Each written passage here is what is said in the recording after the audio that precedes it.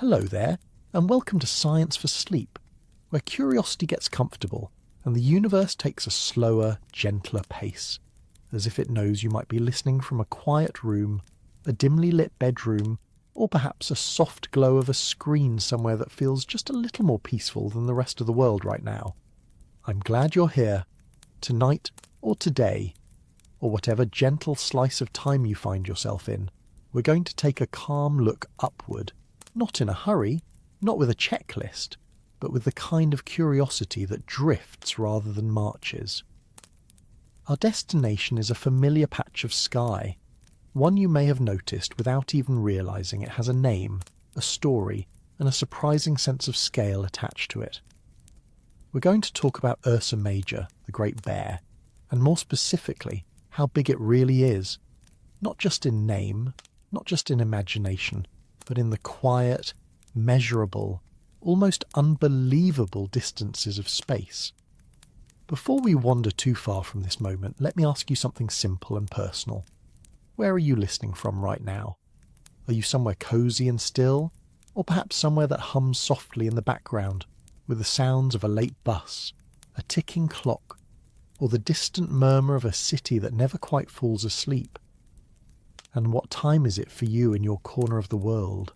It's always a little fitting to talk about the sky while scattered across so many places on Earth, each of us under our own version of night or day, each of us looking up at what feels like the same stars, even though we stand on different parts of a spinning planet. If you find this slow journey through science and space soothing, or even just mildly interesting in a way that helps your thoughts unwind, you might consider giving this video a like or subscribing to this little pocket of calm. It helps these quiet explorations find their way to others who might also be looking for a gentle way to end a long day or begin a quiet one. There's no rush though. The sky has been there for a long time, and it's not going anywhere tonight. Now, let's begin by doing something very simple. Imagine stepping outside or perhaps just standing near a window and looking up. Not searching, not scanning with purpose, but just letting your eyes adjust to whatever light or darkness you see. If it's night where you are, maybe you notice a few bright points first, the ones that always seem to push through city glow or moonlight. If it's day, you can still picture the sky above you, the way it arches overhead like a vast invisible dome that never really goes away, even when sunlight hides the stars behind blue. Somewhere up there, if you're in the northern half of the world, there's a familiar pattern of stars that many people learn as children, often without even realizing it's part of something bigger. You might know it as the Big Dipper, a shape like a ladle or a spoon, something that feels almost domestic and friendly in a sky that can otherwise feel overwhelming. But that little dipper shape is only a piece of a much larger figure, one that humans have been naming, imagining, and pointing out to each other for thousands of years. That larger figure is Ursa Major, the Great Bear. The name itself already suggests something about size. A bear is not a small creature, and calling it great only adds to that sense of something broad, powerful, and spread out. But when we talk about size in the sky, things get a little strange. You can't hold up a ruler, you can't walk from one end to the other, you can't even really point to where it begins or ends in a physical sense. What we see as a constellation is a pattern, a drawing made by connecting dots that are in reality scattered across enormous distances. So when we ask how big Ursa Major really is, we're not just asking about how wide it looks in the sky, we're asking about how far apart its stars are, how much space it actually occupies, and how our perspective from Earth turns something vast and three-dimensional into something that looks flat and simple. To ease into that idea, let's start with how Ursa Major appears to your eyes. If you stretch out your arm and hold your hand up to the night sky, the span of the Big Dipper alone can cover a good portion of your palm. The full outline of the Great Bear, if you trace it from the tip of its tail through its body and up toward what might be imagined as its head, covers an even larger swath. In terms of sky measurement, astronomers often talk about degrees, like slices of a circle drawn across the dome above you. The full circle of the sky is 360 degrees, and Ursa Major takes up a noticeable chunk of that, larger than many other constellations people are familiar with. But that's only the beginning, because what you see is not what you get. Those stars that seem to sit next to each other, forming a tidy shape, are not lined up in a neat row out in space. Some are relatively close, at least by cosmic standards. Others are much farther away.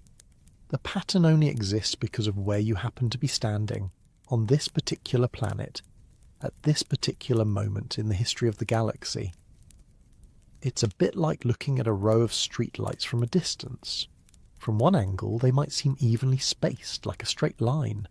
But if you were to walk down the street, you'd realise some are closer, some farther apart, and the neat line you thought you saw was really just a trick of perspective. Ursa Major is like that. But instead of a street, we're talking about a stretch of space measured in tens, even hundreds, of light years. A light year, in case the term feels abstract, is not a measure of time, even though the word year is right there in it. It's a measure of distance. It's how far light travels in 1 year, and since light moves at about 300,000 kilometres every second, a light year ends up being nearly 9.5 trillion kilometres. That's 9,500,000 kilometres. For those who enjoy counting zeros, or about 5.9 trillion miles, if that's the system you're more comfortable with.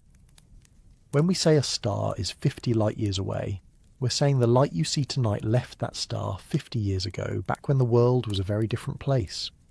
Now, some of the main stars in Ursa Major are around 80 light years away. Others are closer to 25 or 30 light years. A few are more than 100 light years distant. So if you were somehow able to step off Earth and travel in a straight line from one side of the constellation to the other, not across the sky, but through space itself, you'd be crossing a region that spans well over 100 light years in depth alone. That's just front to back. Side to side, the spread is also enormous. This is where the idea of how big Ursa Major really is starts to stretch your everyday sense of scale. On the sky, it's a pattern you could point out to a friend in a few seconds. In space, it's a volume so large that light, the fastest thing we know of, takes more than a century to cross it from one end to the other. And yet, even that isn't the full story, because Ursa Major is not a physical object in the way a planet or a star cluster is. It's a human-made grouping, a way of organising the sky into something that feels understandable. The stars don't know they're part of a bear. They don't move together as a single unit, with one important exception that we'll wander toward a little later. Each star is on its own journey around the centre of the Milky Way, orbiting at its own speed, in its own path, over timescales so long that even our entire recorded history is just a blink in comparison. Still, there is something quietly special about some of the stars in Ursa Major. A handful of them, including several that make up the Big Dipper shape, are part of what astronomers call a moving group. This means they're actually travelling through space together, like a loose flock, all heading in roughly the same direction. They're not bound together by gravity in the way a tight star cluster is, but they share a common origin. Long ago, they likely formed from the same cloud of gas and dust, and over time they've drifted apart, spreading out while still carrying the memory of that shared beginning in their motion. That shared motion adds another layer to the idea of size, because now we're not just talking about where the stars are, but where they're going. If you could speed up time and watch the sky change over hundreds of thousands of years, the familiar shape of Ursa Major would slowly stretch and warp. The Dipper would no longer look like a dipper. The bear would no longer resemble anything a human might recognise. The pattern is temporary, a snapshot of a moment in a much longer story of movement and change. Thinking about that can feel a little unsettling at first. We tend to think of the stars as fixed, as reliable points that don't change, that have always been there and always will be. But in reality, everything up there is in motion. The sky is more like a slow dance than a painted ceiling. The steps are just so gradual that a single human lifetime isn't enough to notice the difference. So when we ask how big Ursa Major is, we're also, in a quiet way, asking how big our own moment is. We're seeing the constellation at a particular stage in its long, slow unfolding. The stars we see are arranged this way right now, But they weren't always, and they won't always be. Let's come back down to something a bit more grounded for a moment. Think about how you learned to recognise the Big Dipper or the Great Bear if you ever did. Maybe someone pointed it out to you on a clear night. Maybe you saw it in a book, or on a classroom poster, or in a phone app that overlays names and lines on the sky. That act of drawing lines between stars is a very human thing to do. We're pattern makers by nature. We see faces in clouds, shapes in shadows, and animals in the stars. Different cultures have seen different things in this same patch of sky. While many in Europe and parts of North America saw a bear, others saw a plough, a wagon, a ladle, or even a group of ancestors. The stars themselves didn't change. Only the story we told about them did. And that's another way in which Ursa Major's size is more than just physical. It's cultural. It spans not only space, but history, appearing in myths and traditions across continents and centuries. But let's gently steer back toward the physical again, because the numbers involved are part of what makes this topic so quietly astonishing. The main stars of Ursa Major are not small, dim points of light. Several of them are significantly larger and brighter than our own sun. Some are blue-white stars that burn hotter and faster, shining intensely for shorter lifetimes. Others are more like our sun, steady and warm, just at different stages of their long stellar lives. If you were to place one of the larger stars from Ursa Major where our sun is now, the effects on Earth would be dramatic, to put it mildly. The amount of energy reaching the planet would increase, temperatures would rise, and the delicate balance that allows life as we know it would shift. That comparison helps underline another kind of size, not just how far apart things are, but how massive and powerful individual points of light can be. And yet, despite their size and brightness, from where you stand they appear as tiny pinpricks against a dark background. That's the strange mix of the cosmic and the personal. Immense things reduced to specks simply because of the distances involved. Let's try a small thought experiment. Imagine shrinking the entire solar system down so that the sun is the size of a grain of sand. On that scale, Earth would be a tiny speck orbiting a short distance away, barely visible.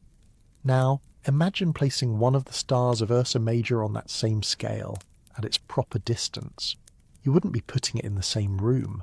You wouldn't even be putting it in the same building or the same city. You might be placing it hundreds of kilometres away. That's how spread out things really are. And Ursa Major as a region contains multiple of these stars, each one separated by those kinds of vast empty stretches. Most of what makes up the body of the Great Bear is not stars at all, but space. Cold, thin, nearly empty space, with the occasional atom drifting through, and the faint background glow of distant galaxies and cosmic radiation. This brings us to a subtle but important point. When we talk about how big something is in space, we're often really talking about how much emptiness it contains. Size is mostly about the space between things, not the things themselves. Ursa Major is big not because it's packed with material, but because its stars are so far apart. And yet those stars are connected in our minds, in our stories, and in our experience of looking up. That connection is what makes the constellation feel like a single, coherent thing, even though physically it's anything but. As you sit or lie there, listening, you might start to notice the rhythm of your own breathing, the quiet rise and fall that marks your own presence in this moment. It's a very different kind of scale, measured in seconds instead of light years, in heartbeats instead of orbits around the galaxy. But both scales exist at the same time. You, here, now, and those stars, out there, their light beginning its journey toward your eyes long before you were born. The next time you look up and spot the familiar shape of the Big Dipper, you might find that it feels a little less like a simple pattern and a little more like a window into a deep, layered structure of space and time. You're not just seeing a bear or a spoon. You're seeing a cross-section of a vast, three-dimensional region of the Milky Way, projected onto the inside of your own sky. Let this sense of quiet scale settle in. The idea that above you stretches a region of space so large that even light needs generations to cross it, and yet so familiar that it can feel like an old friend, waiting patiently in the night, ready to be noticed again whenever you choose to look. Long before anyone measured distances in light years or spoke about galaxies and star groups, people were already looking up and trying to make sense of the scattered points of light above them, not with instruments or equations, but with stories, memory, and the simple human urge to recognize a pattern. So let's begin this part not with a telescope or a chart, but with a person standing outside on a clear night, perhaps thousands of years ago, perhaps much closer to now, feeling the same mix of curiosity and quiet that you might feel when you look up at the sky today. Imagine the scene. There are no streetlights, no glowing windows, no satellites crossing overhead, just darkness and stars. The sky is not a backdrop. It is the main event. It stretches from horizon to horizon, filled with countless points of light, some bright and steady, others faint and easily lost if you don't keep your eyes still. In that setting, the human brain does what it always does. It starts to connect things. It starts to draw lines. It looks for shapes, for figures, for something familiar in something vast and unknown. This habit has a name, even if most people never think about it. It's called pareidolia, the tendency to see meaningful patterns in random data. It's why we see faces in clouds, animals in rock formations, and of course, bears, ladles, and wagons in the stars. The night sky is an almost perfect canvas for this kind of thinking, because it offers just enough structure to invite interpretation, but not so much that the interpretation is obvious. The stars that make up what we now call Ursa Major are bright enough to stand out in many parts of the world, especially in the northern hemisphere. They form a loose arc and a box-like shape that naturally suggests something connected, something intentional. But the idea that this shape is a bear is not written into the stars themselves. It's written into human culture, passed from one generation to the next, shaped by the landscapes, animals, and beliefs of the people who told the story.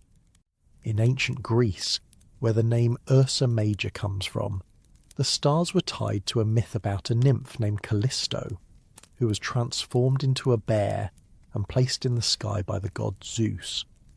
The story doesn't really matter for our purposes, not in terms of its details, but in what it represents. It shows that people were not just using the stars as markers or tools, they were weaving them into their understanding of the world, turning the sky into a kind of shared memory, a place where stories could live as long as the stars themselves appeared to remain. But if you travel east, north, or south across cultures, the bear doesn't always stay a bear. In parts of Europe, the same group of stars became a wagon, something practical and familiar, something tied to daily life.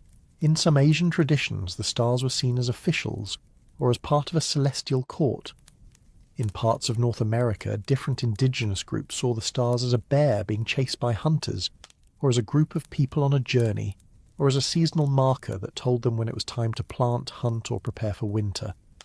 The fact that so many cultures notice this same group of stars tells you something important. These stars are easy to find. They stand out. They don't sink below the horizon for many northern observers, which means they're visible throughout the year. That kind of reliability makes them useful, not just for storytelling, but for navigation and timekeeping.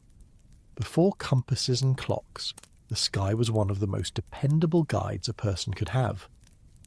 If you knew where certain stars rose and set, or how they moved across the sky during the night, you could find your way across land or sea. You could also mark the passage of the seasons. The position of constellations at sunset or sunrise changes slowly over the year, and those changes can serve as a kind of natural calendar. Ursa Major, because it circles around the North Celestial Pole, never fully sets for many people in the Northern Hemisphere. Instead, it appears to rotate around a fixed point in the sky, like the hand of a very slow clock. This made it especially useful. If you could find the Big Dipper, You could use the two stars at the end of its bowl to point toward Polaris, the North Star. From there you could find north, and from north you could orient yourself in the world. So when people learned to see the bear in the sky, they were also learning something practical. They were learning a map. They were learning a system that connected the ground beneath their feet to the sky above their heads. Think about how that knowledge might have been passed on. Not through books or diagrams, at least not at first, but through pointing, through stories told around fires, through parents lifting children's arms and guiding their fingers toward the right part of the sky. See those stars there? That's the bear, and those two point to the one that doesn't move. In that simple act, science, myth, and survival all come together. The idea of finding the bear, then, is not just about spotting a pattern. It's about learning a way of seeing. It's about training your eyes and your mind to pick out a specific arrangement of points from a much larger, more crowded field. If you've ever tried to learn a new constellation, you know that feeling. At first, the sky just looks like a scatter of lights. You might have a chart or an app, and you hold it up, trying to match what you see on the screen to what's actually overhead. It feels confusing, even a little frustrating, but then, suddenly, something clicks. You see the shape, and once you see it, it's hard to unsee it. The pattern becomes anchored in your mind. That moment of recognition is something humans have likely experienced for as long as we've been human. It's a small victory, a quiet satisfaction, like solving a puzzle that doesn't need to be solved, but feels good to solve anyway. Now, let's slow down and think about what's really happening when you see Ursa Major in the sky. Your eyes are collecting light that has travelled for decades, sometimes more than a century, to reach you. That light enters your eyes, is converted into electrical signals, and your brain turns those signals into points of brightness in a dark field. Then, on top of that raw sensory input, your brain overlays meaning. It says, "These points belong together. They form a shape. That shape is something I recognise." This is not a passive process. You're not just receiving the sky. You are, in a very real sense, creating your version of it. And that version is shaped by everything you've learned. If you grew up hearing about the Big Dipper, you'll probably see that first. If you were taught about the Great Bear, you might trace a longer outline. If you learned a different story, you might see something else entirely. This raises a gentle, interesting question. Where does Ursa Major really exist? Is it out there, in space, as a physical thing? Or is it in here, in our minds, as a pattern we agree to see? Physically, the stars exist. They burn, they shine, they move through the galaxy. But the bear, the shape, the idea of Ursa Major as a single entity, exists in human culture. It's a shared concept, a kind of mental map that we've collectively decided is useful and meaningful. This doesn't make it less real in a human sense. Money, language, and calendars are also shared concepts, and they shape our lives in very concrete ways. Constellations are part of that same category. They're tools for thinking about the sky, for organising something too big and too complex to take in all at once. As astronomy developed, especially in the ancient world, people began to formalise these patterns. Greek astronomers like Ptolemy listed constellations and their stars, creating catalogues that could be copied and studied. Over time, these lists were refined, expanded and standardised. Eventually, in the 20th century, an international group of astronomers drew official boundaries around constellations, turning them into defined regions of the sky rather than just informal patterns. This is an important shift. Ursa Major is no longer just a bear-shaped figure made of a handful of bright stars. It's a specific area of the celestial sphere, with borders that separate it from neighbouring constellations like Draco, Leo and Boötes. Within those borders are not just the stars you can see with your eyes, but countless faint stars, galaxies, and other objects that only show up with telescopes. So when you find Ursa Major today, you're doing two things at once. You're recognizing the old familiar pattern of bright stars, and you're also, whether you realize it or not, pointing to a much larger, officially defined region of the sky that contains far more than just the main outline of the bear.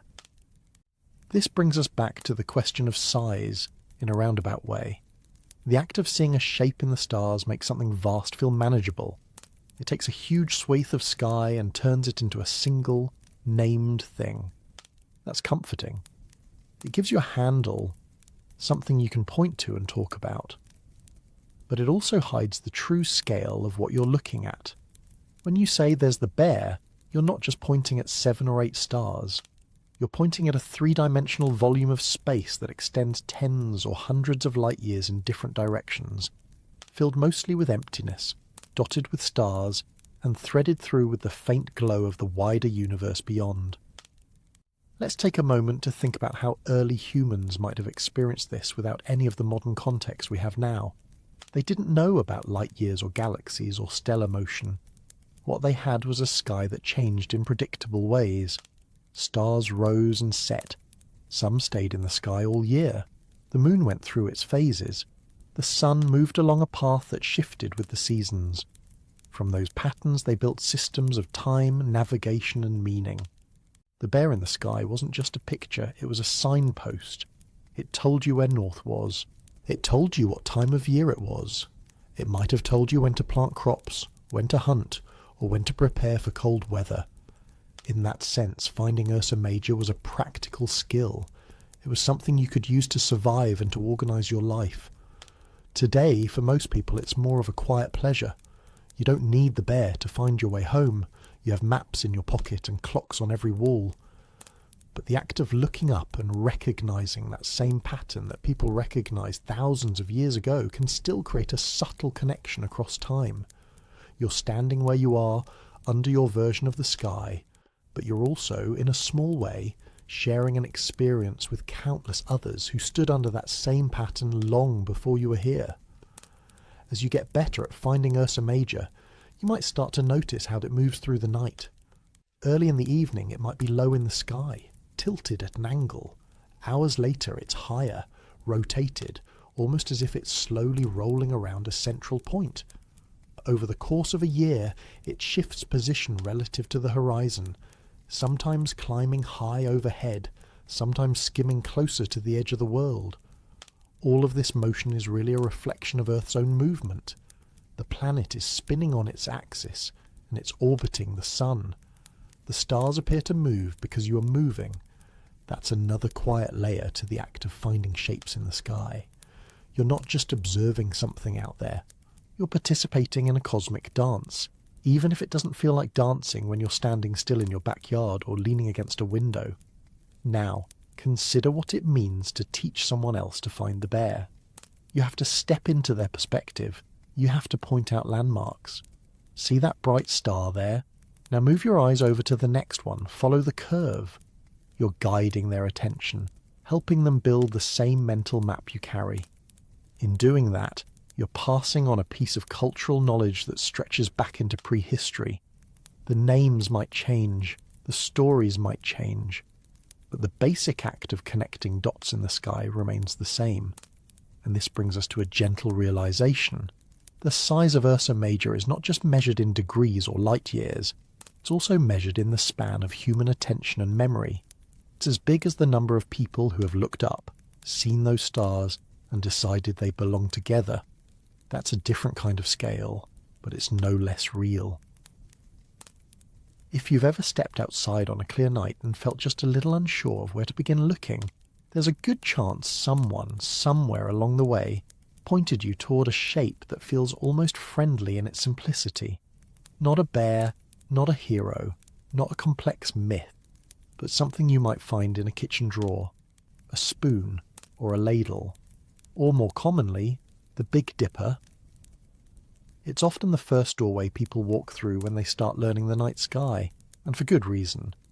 It's bright, it's bold, and once you see it, it tends to stick with you. But as familiar as that shape feels, it's not really a thing on its own. It's more like a window cut into something much larger. a small, recognizable piece of Ursa Major that invites you in without telling you just how much space lies beyond it. Let's begin with the simple act of finding it. Imagine you're standing somewhere with a reasonably clear view of the sky. You don't need perfect darkness. The Big Dipper is forgiving. Even in places where city lights wash out many of the faint stars, its brightest points usually manage to shine through. Your eyes drift upward, and there it is, a shape that looks like a box with a handle. 4 stars forming the bowl and 3 more trailing away in a gentle curve. At first glance, it really does look like a utensil floating in space, as if the sky itself has decided to set the table, and that everyday familiarity is part of its charm. It doesn't feel distant or mysterious in the way some other star patterns do. It feels approachable, like something you could reach out and hold, even though in reality it's anything but close. Those 7 main stars have names that most people never learn unless they go looking for them. Dubhe and Merak form the outer edge of the bowl. Fexta and Megrez make up the inner edge. Alioth, Mizar, and Alkaid stretch out along the handle. They sound more like characters in a story than points of light, and in a way, they are characters in a very long, very slow-moving story written across the galaxy. One of the reasons the Big Dipper stands out so well is brightness.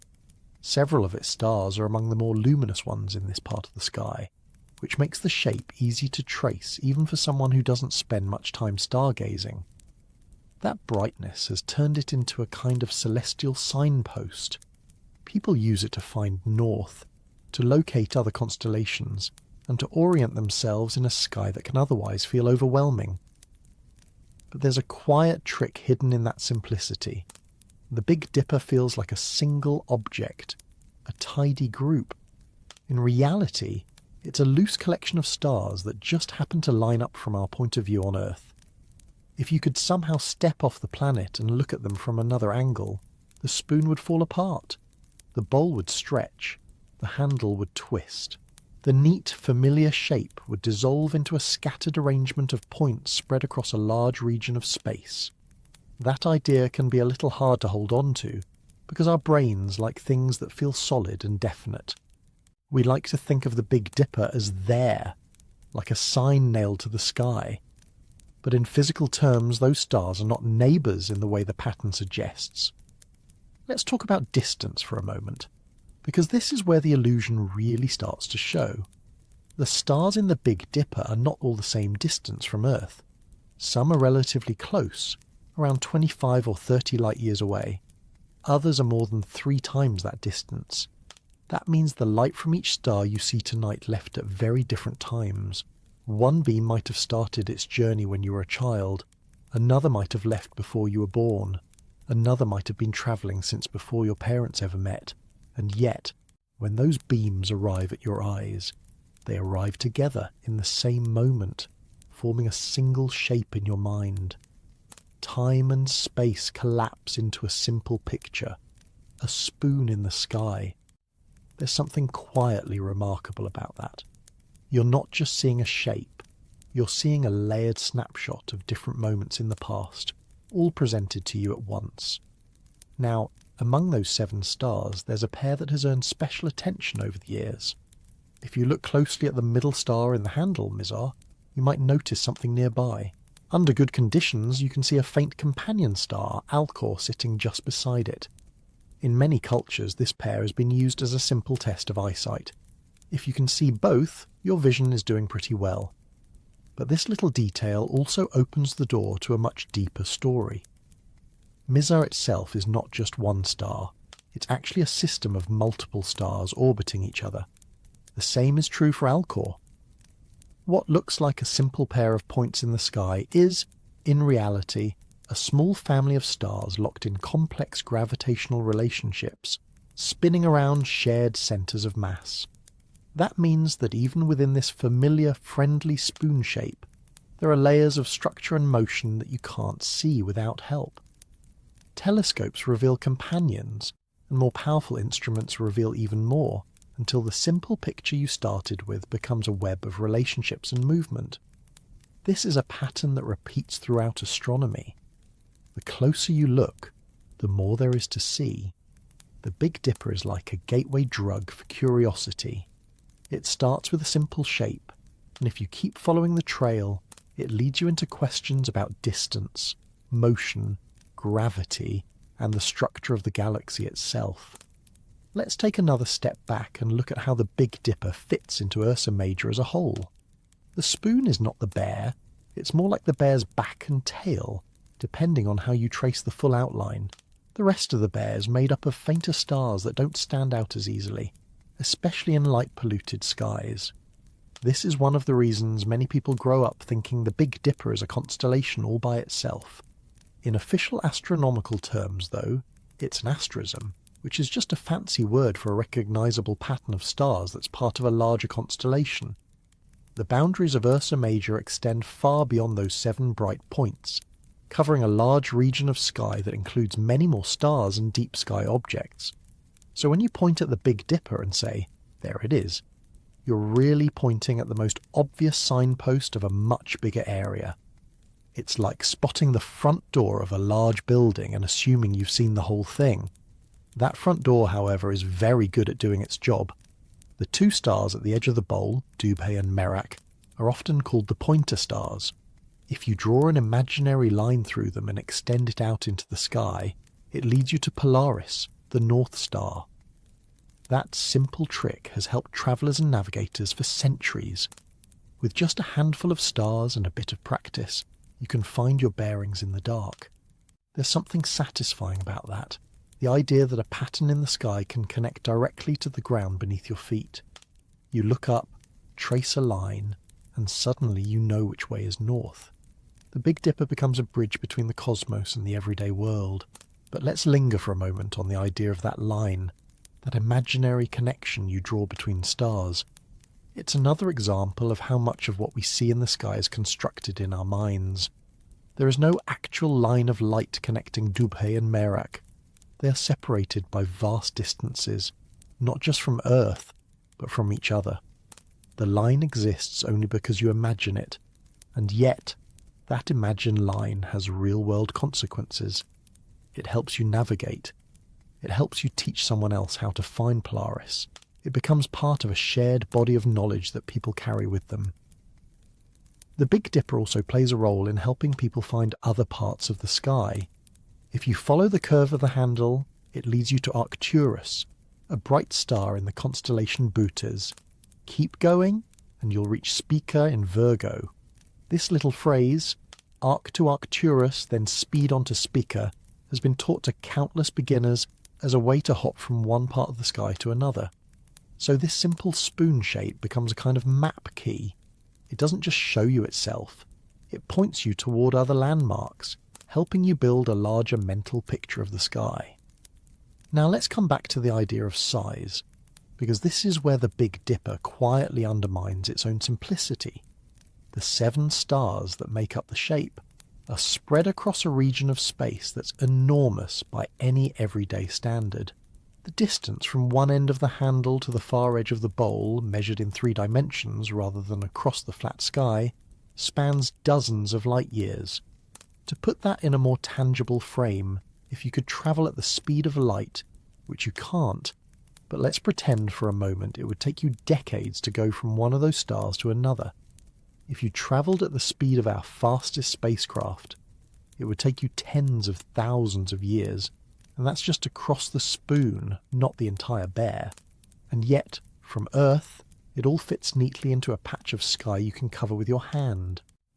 This contrast between appearance and reality is part of what makes astronomy so quietly mind-bending. Things that feel small are vast. Things that feel close are unimaginably far. The Big Dipper is a perfect example of that. It looks like a simple, compact shape. It is in fact a sprawling 3-dimensional arrangement of stars spread across a huge volume of the Milky Way. There's another subtle layer to this story that adds even more depth. Several of the Big Dipper's stars are part of that moving group mentioned earlier, a collection of stars that share a common motion through space. They're not bound together tightly, but they are drifting in roughly the same direction, like a loose school of fish in a very, very big ocean. This shared motion, suggests that these stars were born together, long ago from the same cloud of gas and dust. Over millions of years they've spread out, but they still carry the imprint of that shared origin in the way they move. So when you look at the Big Dipper, you're not just seeing a random collection of stars that happen to line up. You're seeing in part the remnants of a stellar family, stars that started their lives together and are now slowly drifting apart across the galaxy. That idea can change how the shape feels. It's not just a spoon, it's a snapshot of a group of stars in the middle of a very long separation process, a moment frozen in time by the speed of light and your particular place in the universe. Let's bring this back down to a more personal level for a moment. Think about the first time you noticed the Big Dipper, if you can remember it. Maybe it was on a camping trip away from city lights, with the sky stretched out wide and clear. Maybe it was in your backyard with a friend or a family member pointing upward. Maybe it was in a book, a picture that you later tried to match to the real sky. That moment of recognition is small, but it's meaningful.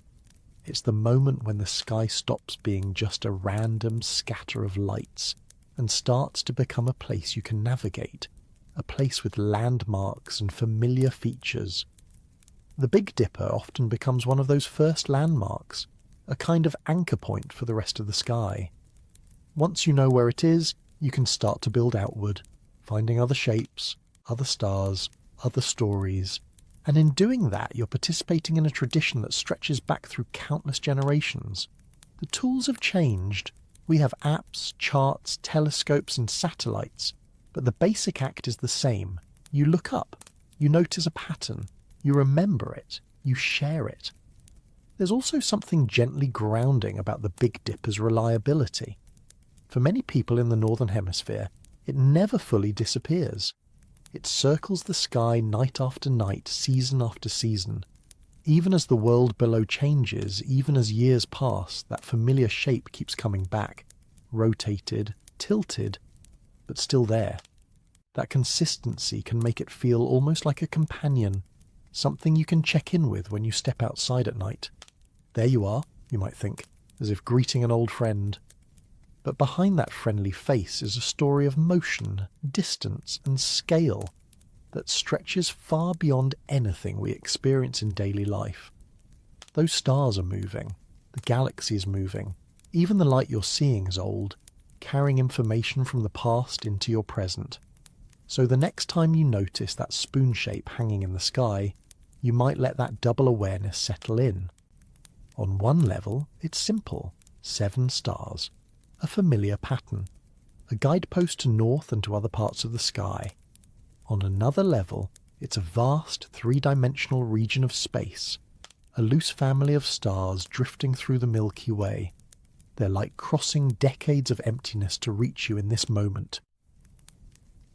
Somewhere between looking up and truly understanding what you're seeing, there's a quiet moment where a simple question starts to grow. You notice a star, you recognize a pattern, you feel that small spark of familiarity. And then, almost without meaning to, the thought slips in. How far away is that, really? Not in a vague, poetic sense, but in actual, physical space. How much darkness sits between you and that point of light? So let's begin here. Not with a number, not with a formula, but with the feeling of distance itself. Think about something far away in your everyday life. Maybe it's a town you once visited, or a place you've seen on a map but never been to. You might measure that distance in hours of driving, in train rides, in flights. Distance for us is tied to effort and time. It's about how long it would take to get there, how much planning it would require, how different it might feel when you arrive. Now gently let go of that way of thinking, because the distances to the stars in Ursa Major don't fit into any of those categories. You can't drive there. You can't fly there. You can't even imagine a journey in human terms that would get you from here to there within a lifetime. The scale is so different that it almost needs a different part of your mind to hold it. When you look at the Big Dipper, or any part of the Great Bear, your eyes are doing something very simple. They're collecting light. Tiny packets of energy that left their source long ago, travelled through space and finally reached you. That's all vision really is, a quiet meeting between an old beam of light and the surface of your eye. But the age of that light, the time it's spent travelling, is the key to understanding distance in the sky. Let's start with something close, at least in cosmic terms. The Moon is about 384,000 kilometres away. Light takes a little over 1 second to get from the Moon to Earth. If the Moon were to vanish suddenly, you wouldn't see it disappear for about a second. That's a distance you can almost feel. It's the blink of an eye. The Sun is much farther. Light from the Sun takes about 8 minutes to reach Earth. When you stand in sunlight, you're feeling warmth that left the Sun 8 minutes ago. If the Sun were to somehow go out, which it won't, but just as the thought experiment, you wouldn't know about it for 8 minutes. Already, we're stepping outside of everyday experience. 8 minutes of light travel is not something we encounter anywhere else in our lives. Now take another step outward. The nearest star to our solar system, Proxima Centauri, is about 4.24 light years away. That means the light you see from it tonight left more than 4 years ago. If something dramatic happened there today, you wouldn't find out until years from now. And Proxima Centauri is one of our closest neighbours. The stars of Ursa Major are much farther away than that. Some of them, like Alkaid at the end of the Big Dipper's handle, sit about 100 light years from Earth. Others, like Merak, are closer to 80 light years away. A few are nearer, around 25 or 30 light years. But even the closest of them is still far beyond anything we can easily wrap our minds around. Let's pause on that idea for a moment. A light year is about 9.5 trillion kilometres. If you tried to count that out loud, one number per second, it would take you hundreds of thousands of years just to say the full number. And that's just one light year. When we talk about distances of 50, 80 or 100 light years, we're stacking those enormous spans together. So when you look up at the Great Bear, you're not looking at a flat picture on a dome. You're looking into a deep, layered space where each star sits on its own rung of a vast invisible ladder stretching away from you. But how do we know that? How do astronomers figure out how far away a star is, especially when it's just a point of light in the sky? The answer begins with something very simple and very human. It begins with perspective. Hold your thumb out at arm's length and close one eye. Line your thumb up with something in the distance, maybe a corner of a wall or a piece of furniture. Now switch eyes. You'll notice that your thumb seems to jump sideways against the background. It didn't actually move, of course. You moved your point of view. That little shift is called parallax, and it's one of the oldest and most reliable tools astronomers have for measuring stellar distance. Instead of using your two eyes, astronomers use Earth's orbit around the Sun. They observe a nearby star from one side of Earth's orbit, and then again 6 months later from the other side. Over that time, Earth has moved about 300 million kilometres to the other side of the Sun. That's a pretty wide baseline. Against the backdrop of very distant stars, the nearby star appears to shift slightly. The amount of that shift tells astronomers how far away the star is. The smaller the shift, the farther away the star must be. For stars in Ursa Major, many of them are close enough, again in a cosmic sense, for this method to work. Their parallax is tiny, measured in fractions of a degree, so small that you need precise instruments to detect it. But it's there, and from that tiny wobble, scientists can calculate a distance that stretches across tens of trillions of kilometres. There's something quietly elegant about that. Using the same principle as a child lining up a thumb with a distant object, we can measure the vastness of space. Of course, parallax only works well for stars that are relatively nearby. For more distant objects, the shift becomes too small to measure accurately. But for Ursa Major's main stars, it's a reliable method, and it's one of the ways we know that they are not all sitting on the same invisible shell around Earth. Now let's take a closer look at a few of those stars, not just as points in a pattern, but as individual objects at specific distances. Take Dubhe, one of the pointer stars at the edge of the Big Dipper's bowl. It's about 123 light years away. That means the light you see from Dubhe tonight left in the early 1900s. When that light began its journey, There were no smartphones, no satellites, no human footprints on the moon. It's been travelling through space for more than a century, passing through clouds of gas, drifting past other stars, all without slowing down until it finally reaches your eyes. Now consider Merak, the other pointer star. It's closer, at about 79 light-years away. The light from Merak left in the mid-1940s. While it was on its way, the world changed in countless ways. Generations were born, grew up, and grew old. The star itself didn't know any of that. It just kept shining, sending out light in all directions, a tiny fraction of which happened to be aimed toward Earth. Then there's Elioth, the brightest star in the Big Dipper. It's about 81 light-years away. Alkaid, at the tip of the handle, is around 104 light-years distant. Vector is about 83 light-years away. Megrez is closer to 80. Mizar sits at about 86 light-years. So even within this small, familiar shape, the distances vary. You're not seeing a group of stars that are all lined up at the same depth. You're seeing a scattered set of points spread out across a region of space that's more than 100 light-years deep.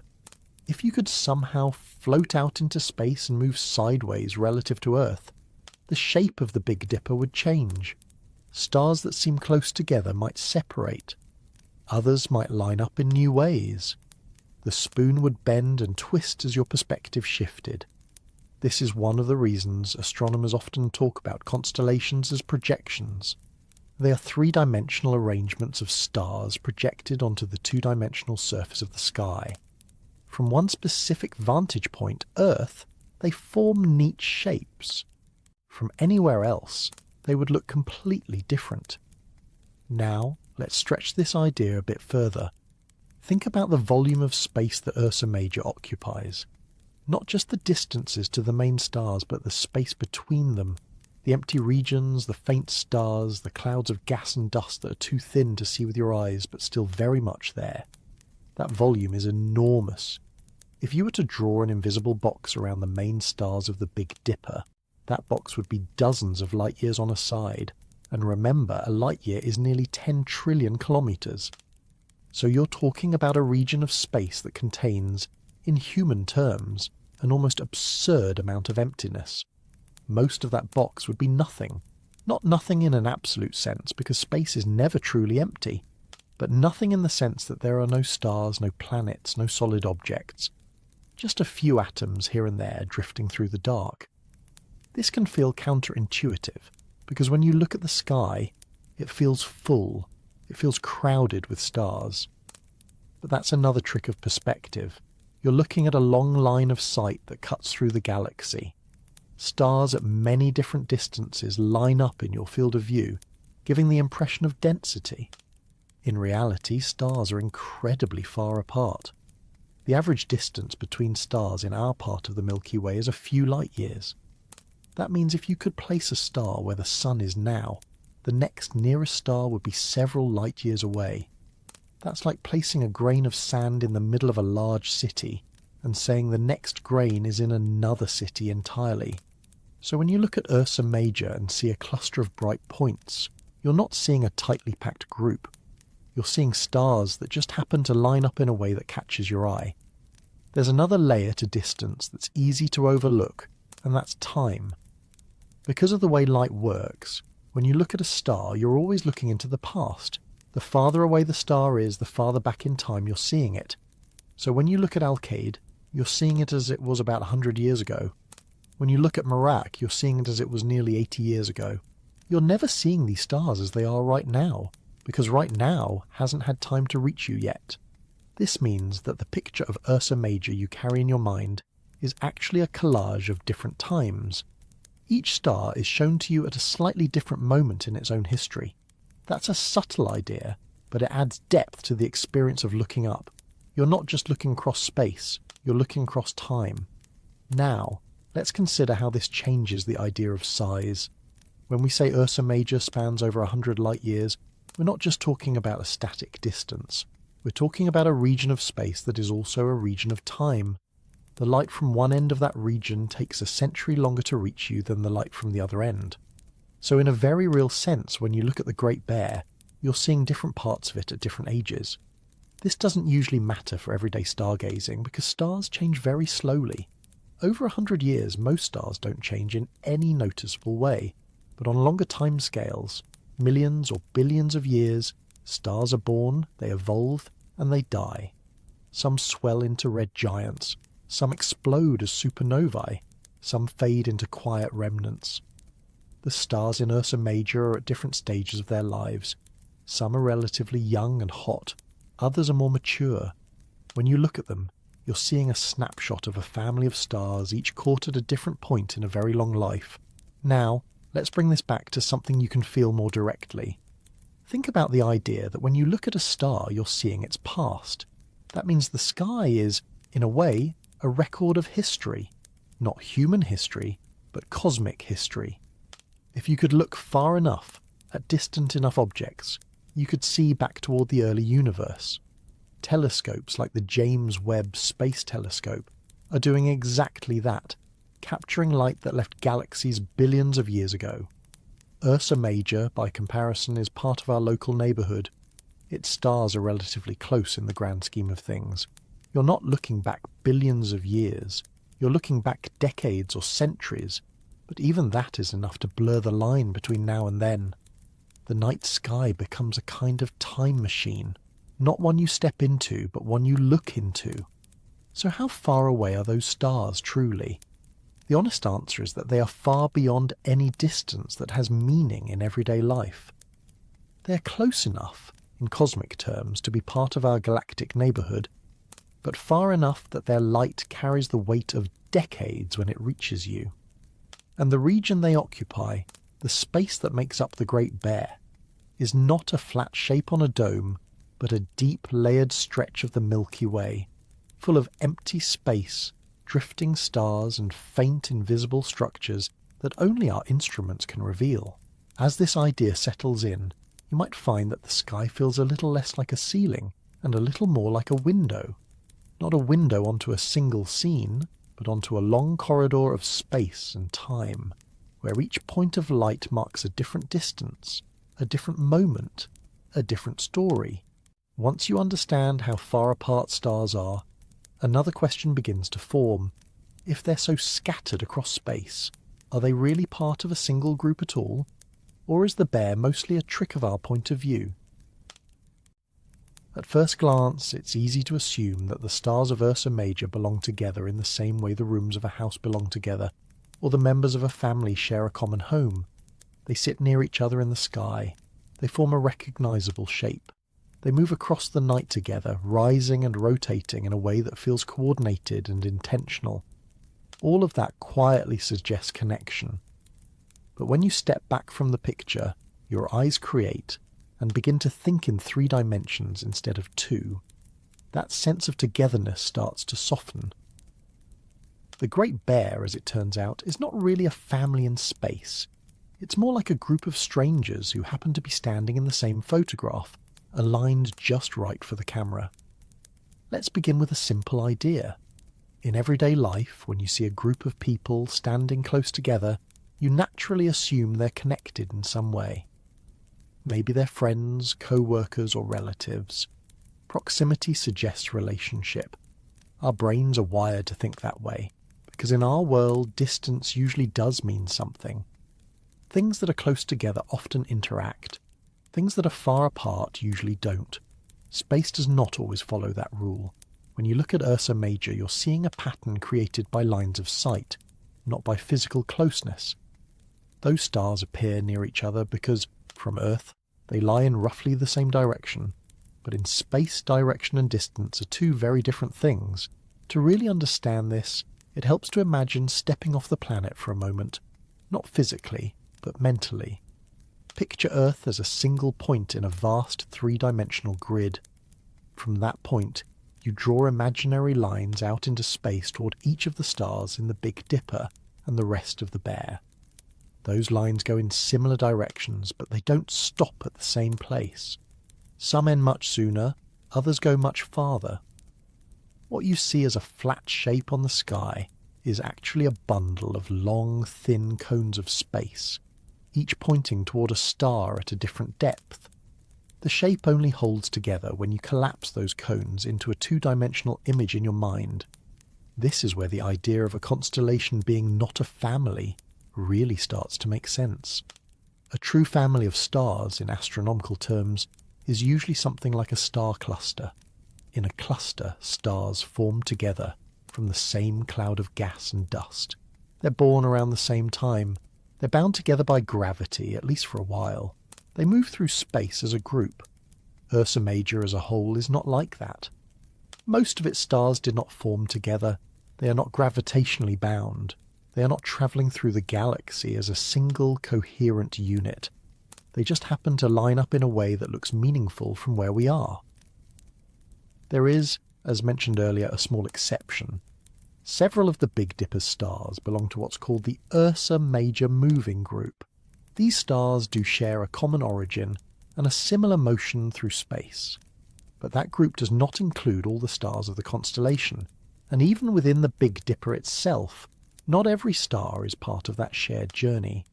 So even in the most connected part of Ursa Major, the togetherness is partial at best.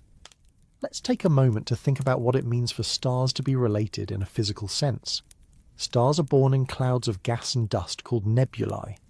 These clouds can be enormous, stretching across dozens or even hundreds of light years. Within them, gravity slowly pulls material together into denser and denser regions, until nuclear fusion ignites and a star is born. Often, this process doesn't produce just one star. It produces many, forming a cluster. These newborn stars start their lives relatively close together, at least compared to the vastness of space. Over time, they drift apart, pulled by the gravitational influences of the galaxy, passing stars and massive structures like spiral arms. Some clusters stay together for a long time, others disperse relatively quickly. But in either case, there's a clear sense of shared origin. You can trace their motion backward and see that millions of years ago they were all in the same place. Now, let's apply that idea to Ursa Major. If you take the stars of the Great Bear and trace their paths backward through space, most of them do not converge on a single point. They don't come from the same cloud. They don't share the same birth story. Their similarities in brightness and position are, for the most part, coincidences of perspective. Imagine standing at the edge of a large field and looking toward a distant road. People walking along that road might line up in your view, even if they're actually spread out along many meters of distance. From where you stand, they look like a group. But if you walk closer, you realise they're not walking together at all. That's what Ursa Major is like. From Earth, it looks like a group. From anywhere else, it would likely fall apart into a scattered set of stars with no obvious shape connecting them. This is one of the reasons astronomers make a clear distinction between constellations and physical systems. A constellation is a defined region of the sky, a way of organising what we see.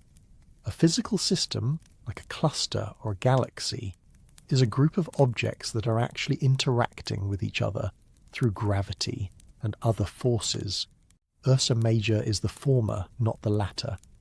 Now let's talk about motion, because motion is one of the clearest ways to see this lack of family connection. Every star in the Milky Way is orbiting the centre of the galaxy.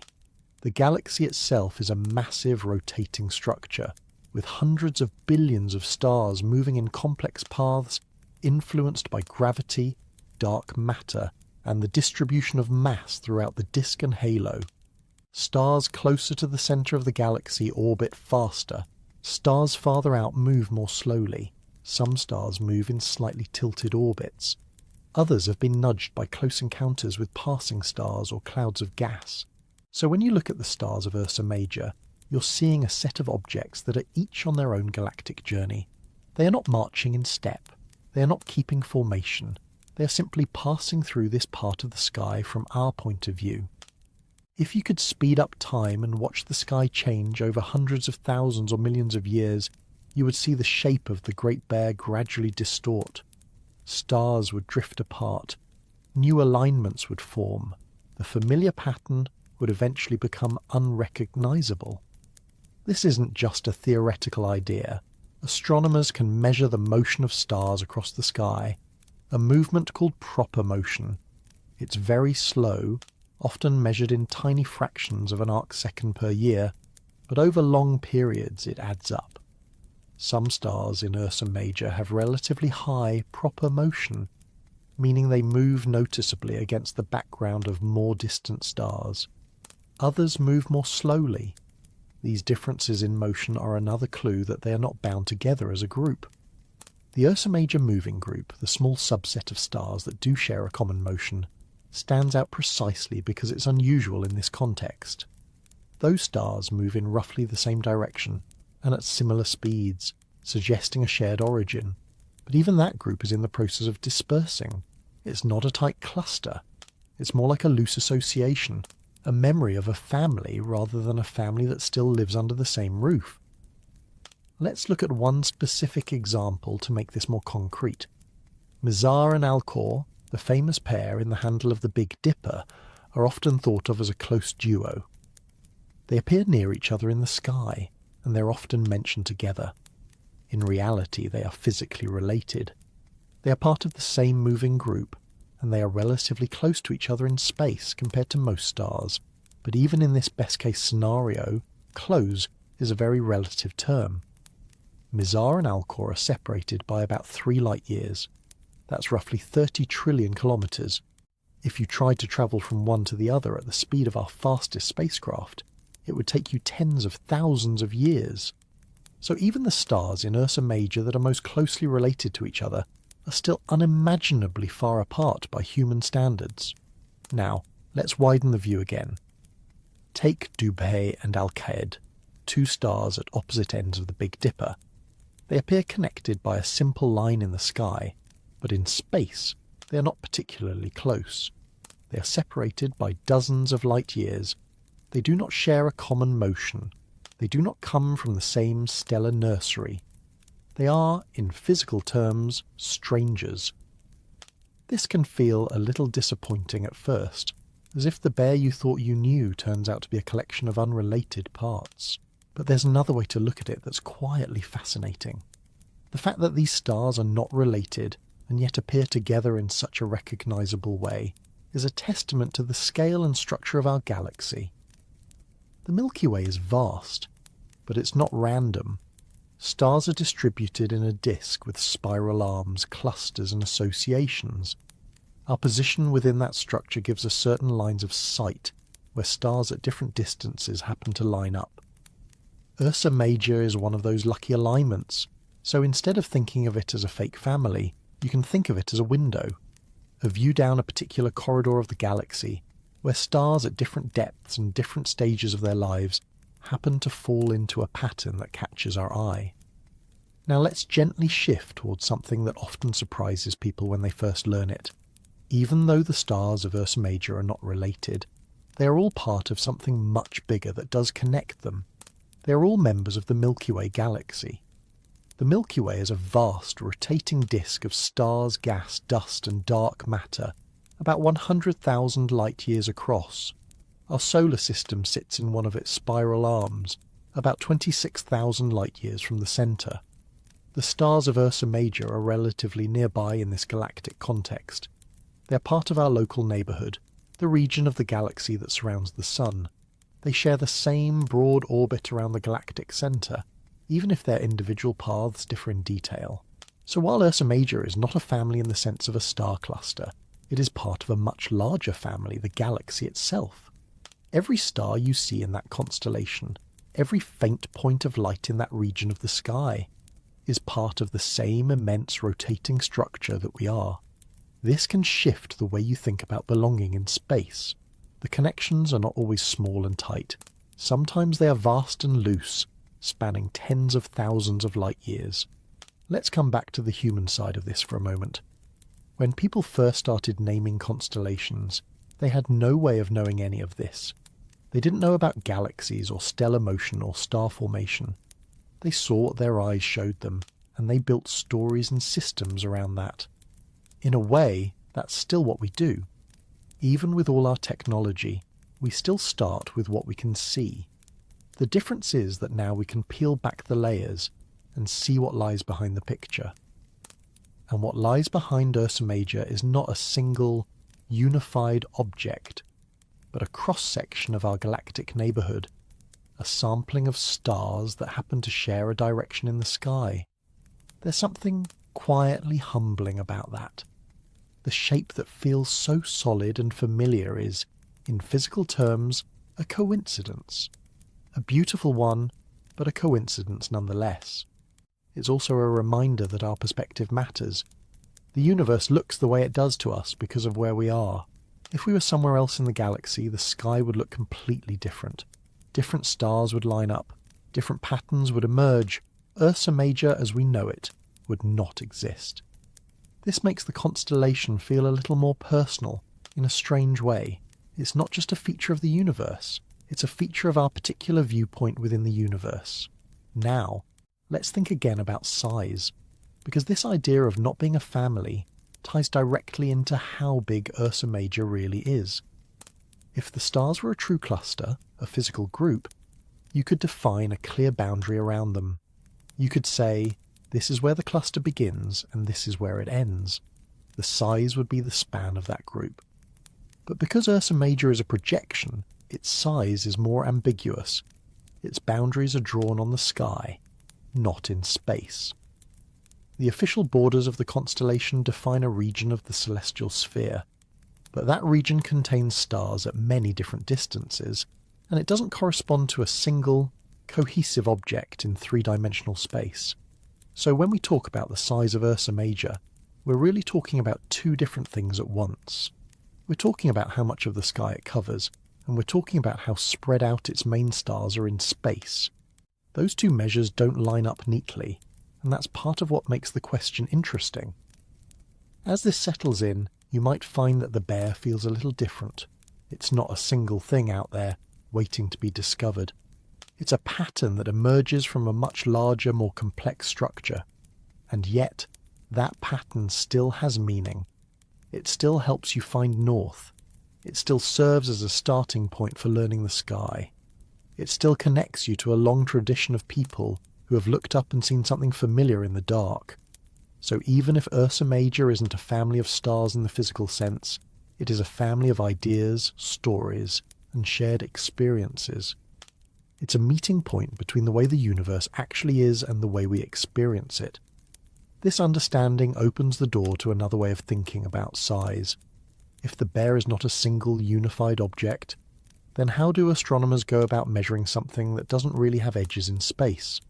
How do you put a number on a region that exists partly in the sky and partly in our minds? When you try to measure something in everyday life, the process feels straightforward.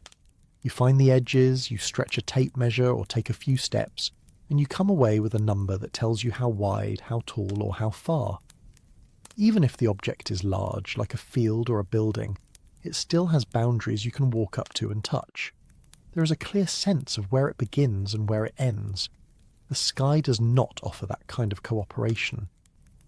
When astronomers talk about measuring the size of Ursa Major, or any constellation, they are not dealing with an object that has physical walls or a defined surface in space. They're dealing with a region of direction, a portion of the celestial sphere, and a scattered set of stars that live at very different depths. So the idea of size becomes something you have to approach from more than one angle, both literally and conceptually. Let's begin with the most immediate way of measuring the sky, the one that anyone can use, even without knowing any astronomy at all. It starts with your own body. Hold out your arm in front of you and make a fist. The width of your fist from one side of your knuckles to the other covers about 10 degrees of the sky. If you spread your fingers wide from the tip of your thumb to the tip of your little finger, that span is roughly 20 degrees. These are not precise measurements, but they're surprisingly useful. Long before telescopes and charts, people used their hands and arms to estimate distances between stars and the height of objects above the horizon. This kind of measurement doesn't tell you how big something is in space, but it tells you how big it looks from where you're standing. And that's the first layer of astronomical size. It's called angular size. The sky is imagined as a giant sphere surrounding Earth, with you at the centre. Every direction you look is a point on that sphere. When astronomers say a constellation covers a certain number of degrees, they're talking about how much of that imaginary sphere it occupies. The full circle around you, from one point on the horizon all the way around and back again, is 360 degrees. From the horizon straight up to the point directly overhead, the zenith, is 90 degrees. These numbers give you a framework for thinking about where things are in the sky and how much space they take up in your field of view. Ursa Major is one of the larger constellations by this measure. Its official boundaries cover about 1,180 square degrees of the sky. That's a bit of a strange unit, because we're used to thinking in square meters or square miles, not square degrees. But the idea is similar. It's a way of describing area, just projected onto a curved surface instead of a flat one. To give that number some context, the entire sky covers about 253 square degrees, so Ursa Major takes up a little over 3% of the whole sky. That might not sound like much, but when you remember how vast the sky feels when you stand under it, 3% is actually a significant chunk. This means that, from Earth, the Great Bear stretches across a wide swath of direction. You have to move your head or your eyes quite a bit to trace it from one end to the other, but that's only one kind of size. It's the size of the pattern as it appears to you, not the size of the thing in space. Now let's shift perspective. Imagine again that you could step out into space and look back at Ursa Major from the side. The neat, flat shape would break apart. You would see stars scattered at different distances, some closer to you, some much farther away. The region that Ursa Major occupies would become a three-dimensional volume instead of a two-dimensional patch on the sky. This is where measuring size becomes more complicated, because now you're not just dealing with angles, you're dealing with depth. Astronomers don't usually talk about the volume of a constellation, because as we've discussed, a constellation is not a physical object. But they can talk about the distances to its main stars, and from that, they can get a sense of how spread out those stars are in space. Think of it like this. If you have a group of buoys floating on the surface of a lake, you can measure how far apart they are across the water. That's like measuring angular size.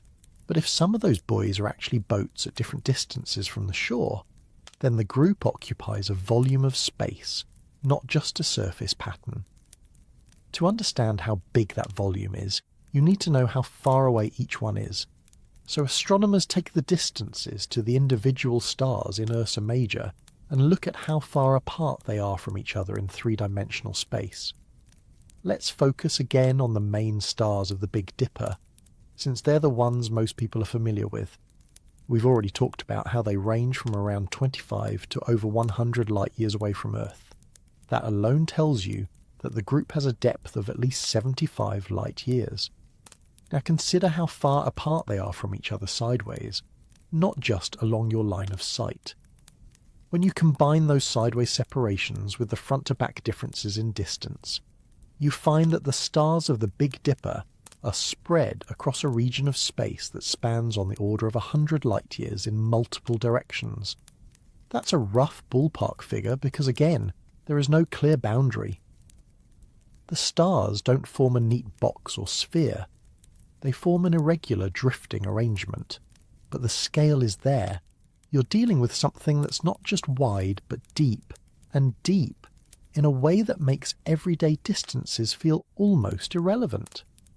Now, here's where things get interesting, because astronomers often have to switch back and forth between these two ways of thinking about size. Sometimes they talk about how big something looks in the sky. Sometimes they talk about how big it is in space. And sometimes those two things don't line up at all. A good example of this is the moon and the sun. They look almost exactly the same size in the sky. They both cover about half a degree, but physically the sun is about 400 times wider than the moon. It only looks the same size because it's about 400 times farther away, so angular size can be very misleading if you don't also know the distance. With Ursa Major, the situation is almost the opposite.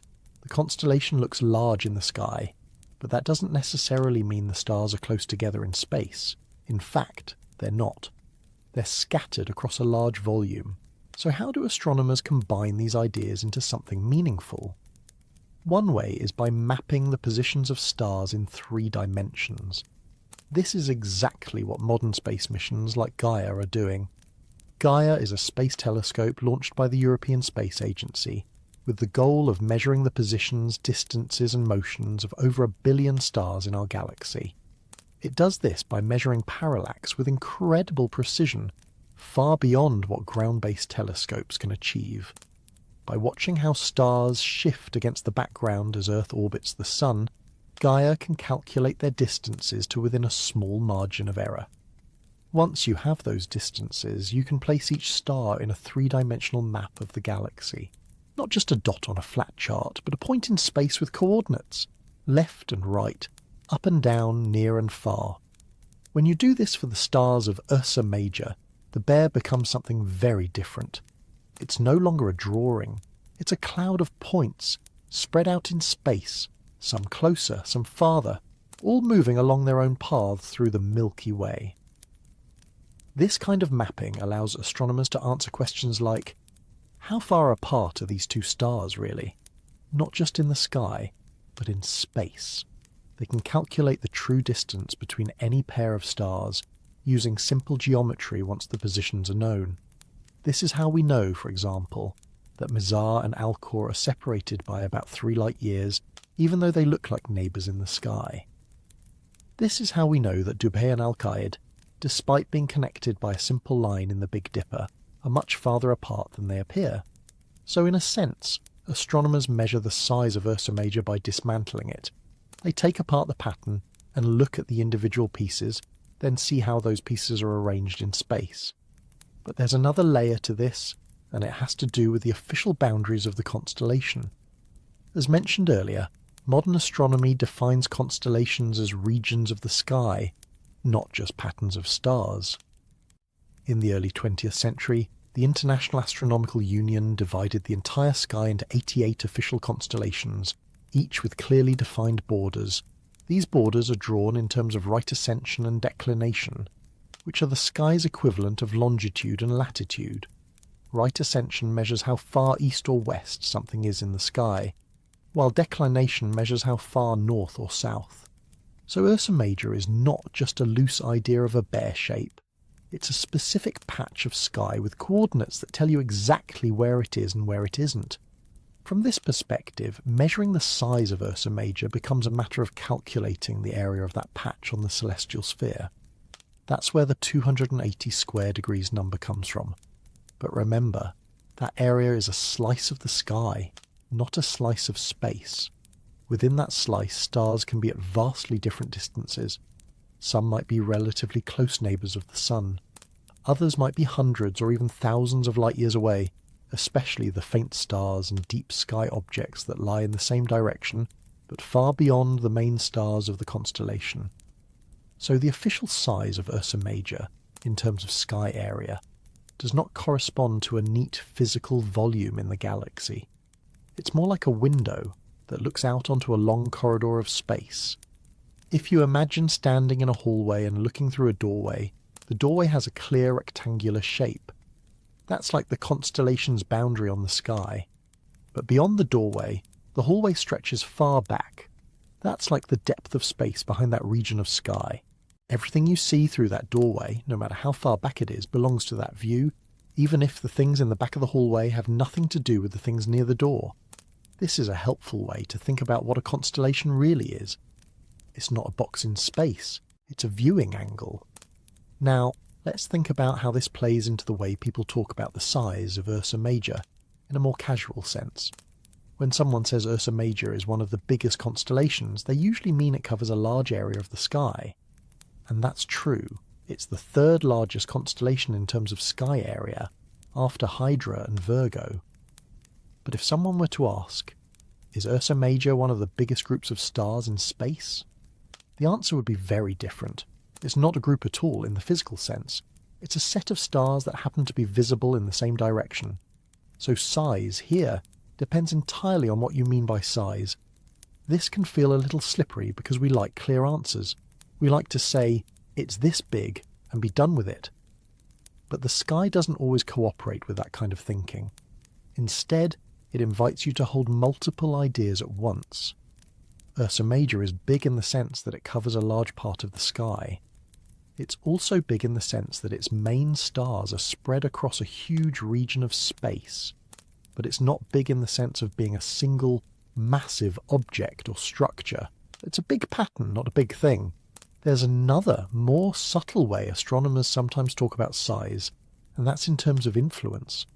How much of the sky does something affect? How many other objects does it help you find? How central is it to the way we navigate and understand the night? By that measure, the Big Dipper, as part of Ursa Major, is enormous. It's one of the most important reference points in the northern sky. It helps people find Polaris. It leads the eye to Arcturus and Spica. It serves as a starting point for learning dozens of other constellations. So even if the Bear is not a single physical structure, its role in human understanding of the sky is very large indeed. Let's bring this back to something you can feel again. Imagine standing under the night sky and slowly turning in a circle, taking in the whole dome above you. Now imagine highlighting in your mind the region that belongs to Ursa Major. It's a broad swathe, stretching across a noticeable portion of that dome. Then imagine at the same time a three-dimensional map of space extending out from your eyes through that same region for hundreds or even thousands of light years. That's the other kind of size that Ursa Major represents.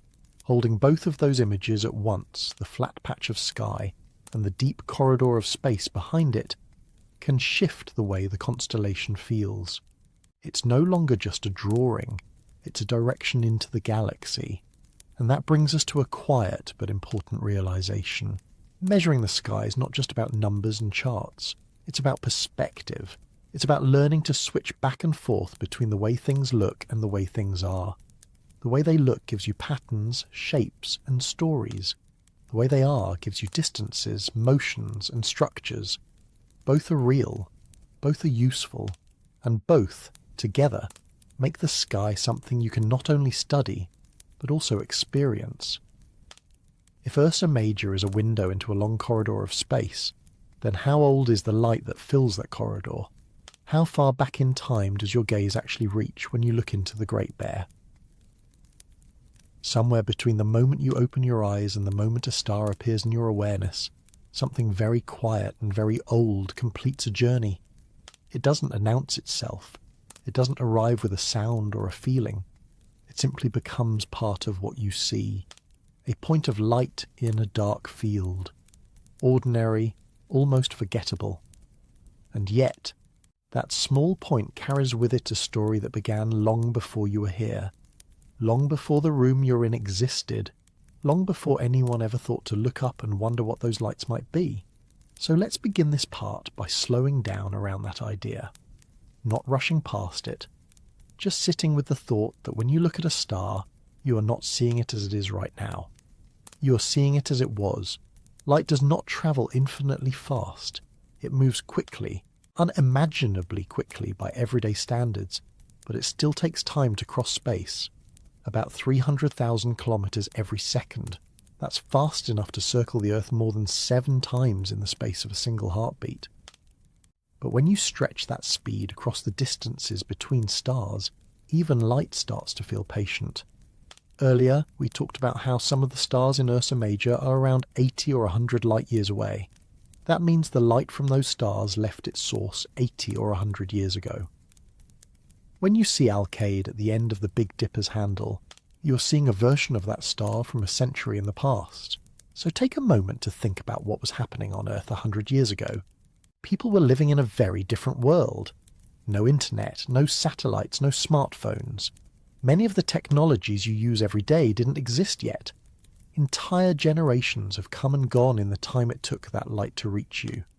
And yet, the star itself has been quietly shining all that time, sending out wave after wave of light in every direction, completely unaware of who, if anyone, might eventually see it. This idea that looking at the sky is a form of looking back in time is one of the gentlest and strangest truths of astronomy. You don't need a machine. You don't need to travel anywhere. All you have to do is look up, and you're already peering into the past. Now, Ursa Major is not especially distant compared to the deepest reaches of the universe. Its stars are part of our local galactic neighbourhood. Their light takes decades, not billions of years to reach us. But even that is enough to blur the boundary between now and then in a way that doesn't really happen anywhere else in daily life. When you look at a mountain, you're seeing it as it is right now, or at least as it was a tiny fraction of a second ago. When you look at a tree, you're seeing it in the present. When you look at a star, you're always seeing history. This means that the sky's layered in time as much as it is layered in space. Different stars you see in the same moment are actually showing you different moments in the past. One star's light might be 30 years old, another's might be 100 years old, another's might be thousands or millions of years old if you're looking at something farther away. So when you look at the Great Bear, you're not seeing a single snapshot in time. You're seeing a collage, a collection of different moments stitched together by your eyes and your brain into a single image. There's something quietly humbling about that. You're standing in the present, but what you're seeing belongs to the past. The night sky becomes a kind of museum, except the exhibits are not frozen in glass cases. They are still alive, still burning, still changing, even as you see their earlier versions. Let's gently unpack what light actually is, because it helps deepen this picture. Light is a form of energy, carried by tiny packets called photons. These photons don't age in the way we do. From their own perspective, they are created and absorbed in the same instant.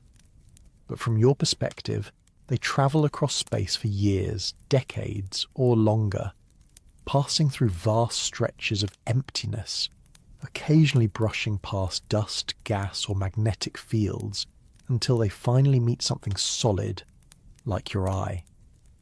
That journey is mostly lonely. Space is not filled with obstacles, it is mostly empty. So a photon leaving a star in Ursa Major will travel for years without ever interacting with anything significant.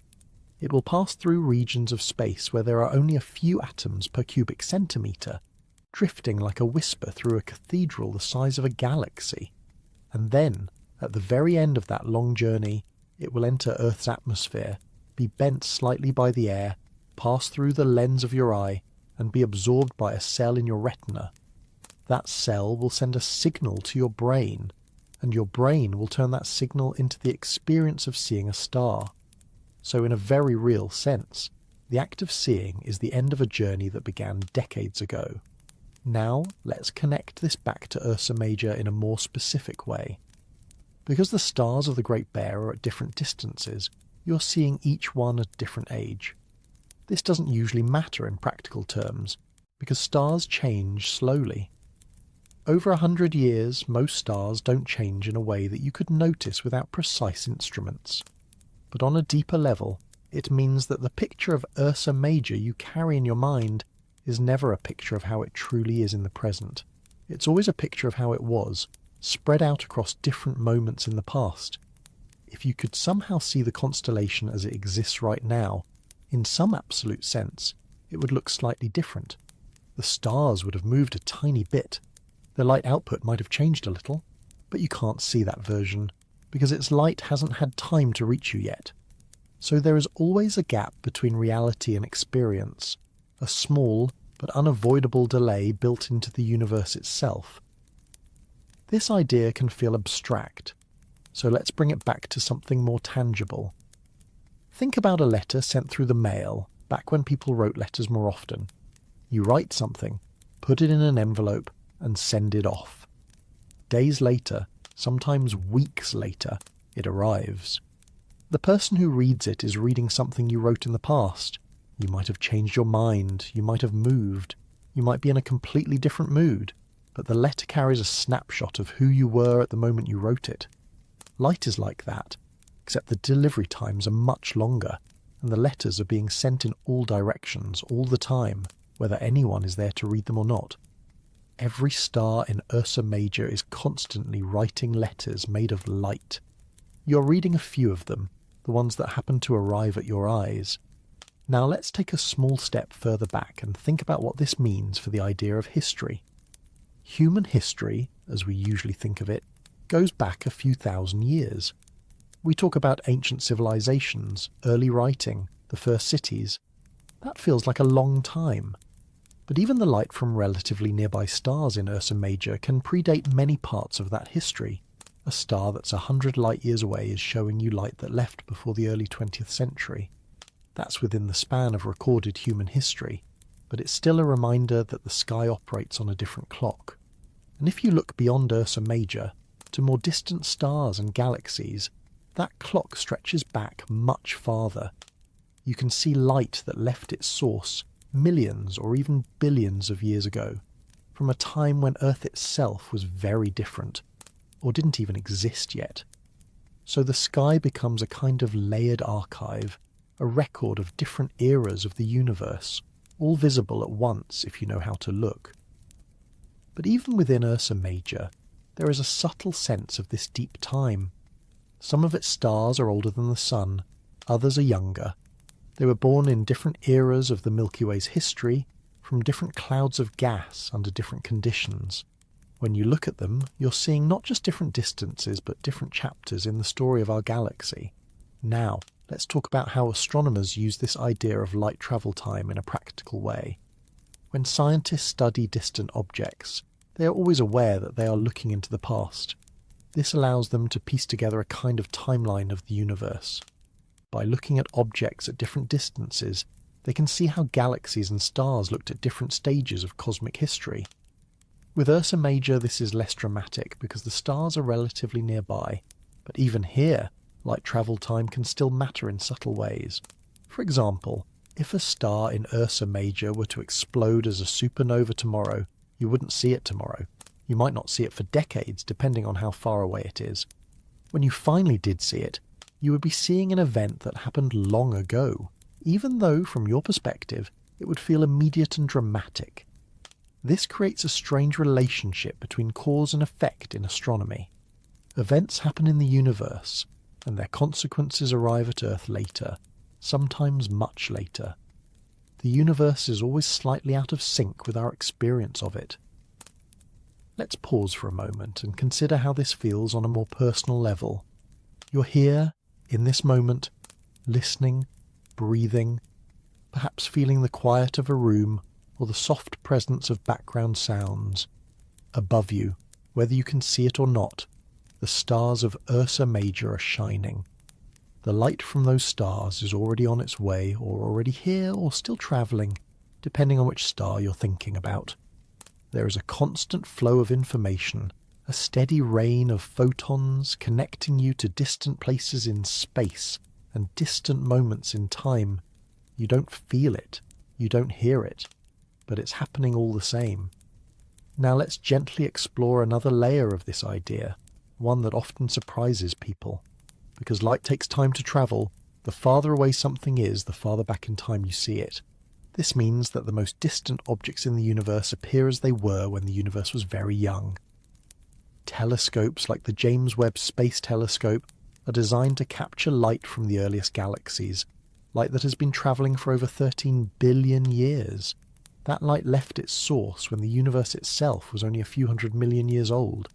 So in a sense, when astronomers look at very distant objects, they are looking at the universe's childhood. Ursa Major sits much closer to home. Its stars are part of the present-day Milky Way, not the early universe. But the same principle applies, just on a smaller time scale. This creates a kind of quiet continuity.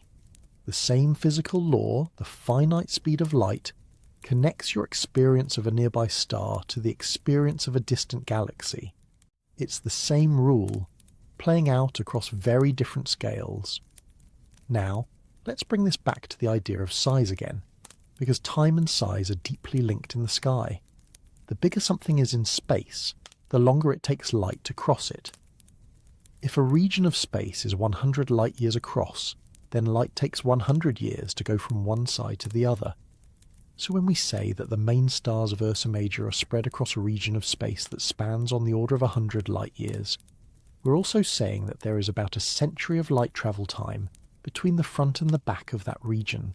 This means that, In a very real sense, different parts of the Great Bear exist in different moments of the past when you see them. That's a strange way to think about a shape in the sky. It's not just wide, it's temporally thick.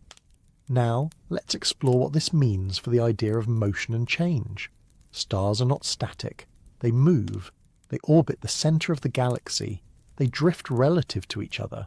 Over long periods, the shapes of constellations change. Because of light travel time, you are always seeing those stars as they were, not as they are now. But the difference between those two states is usually very small, because stars move slowly on human timescales. However, if you project far enough into the future, the changes become significant. In tens of thousands or hundreds of thousands of years, the familiar shape of the Big Dipper will be unrecognisable. The light you see from Ursa Major today is a snapshot of a moment in that long, slow transformation. So the sky becomes not just a map of space, but a record of motion frozen in light. Let's take a small, imaginative step.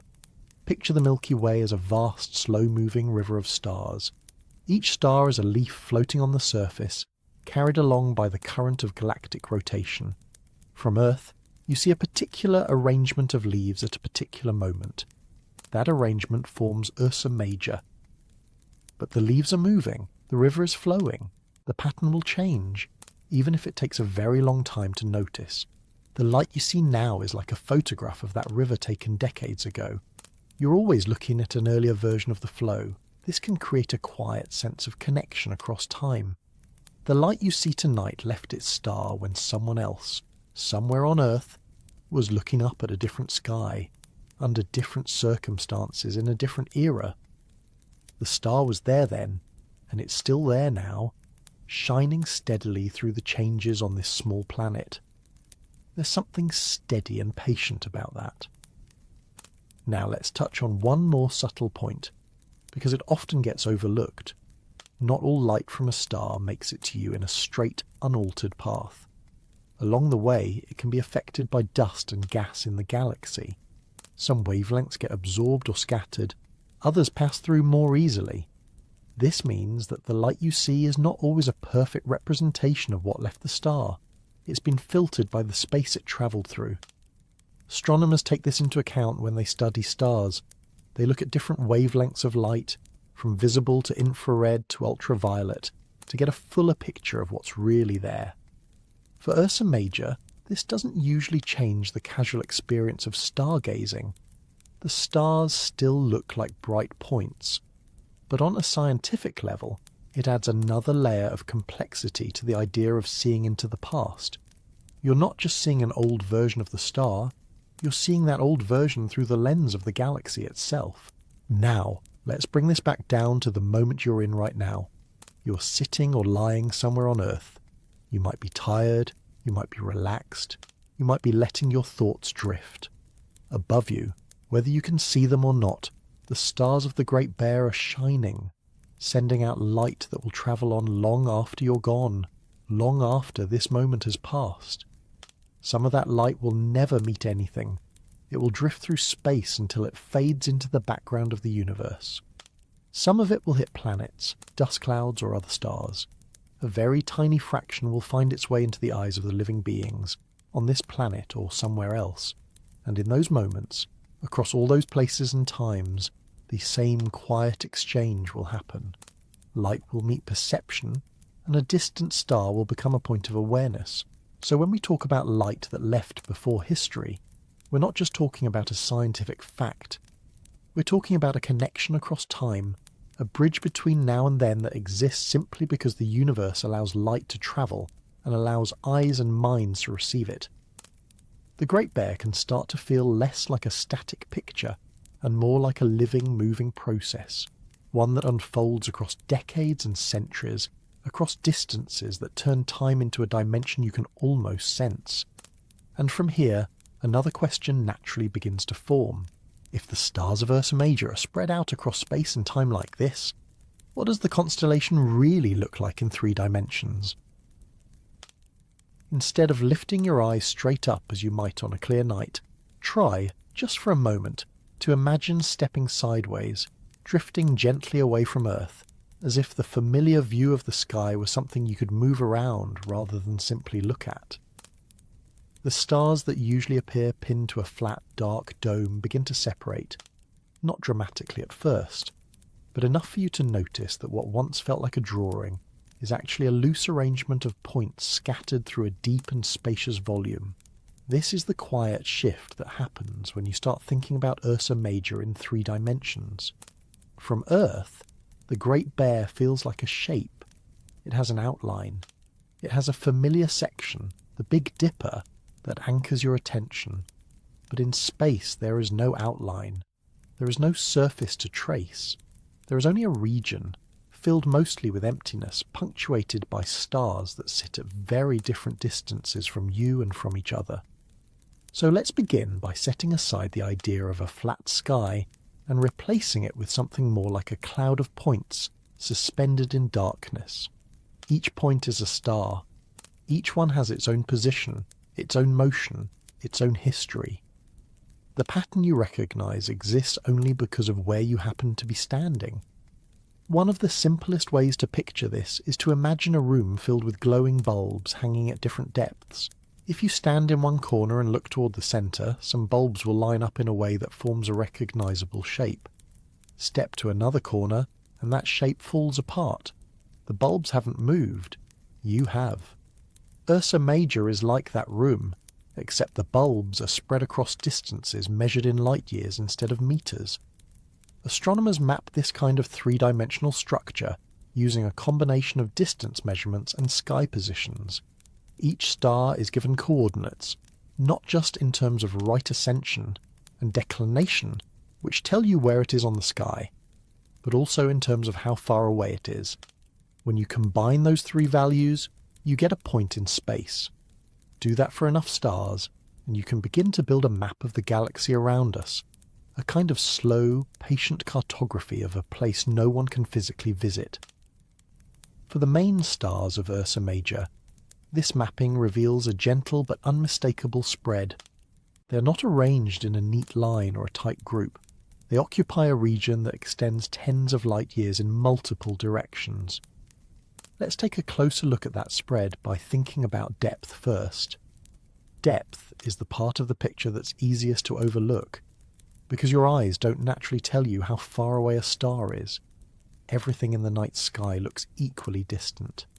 There is no built-in sense of near and far, the way there is when you look at trees or buildings. But once you know the distances, you can start to imagine a layered structure. Picture Earth at the front of a long invisible corridor. Along that corridor at different distances sit the stars of the Big Dipper and the rest of the Bear. Some are closer to the doorway. Others are farther back, fading into the distance. For example, a star like Merak sits around 80 light-years away. Alkid sits more than 100 light-years away. Some of the fainter stars within the boundaries of Ursa Major are even farther, hundreds or thousands of light-years out. So when you look at the constellation, you're not looking at a wall. You're looking down a long hallway of space with lights placed at many different depths. Now let's add width and height to that picture. The stars that form the familiar outline of the Big Dipper are spread out across dozens of light-years from one side of the shape to the other. If you were to draw a rough 3-dimensional box around the main stars, that box might be something like 100 light-years wide, 100 light-years tall, and 100 light-years deep. These are not precise numbers, but they give you a sense of scale. That box would contain mostly nothing.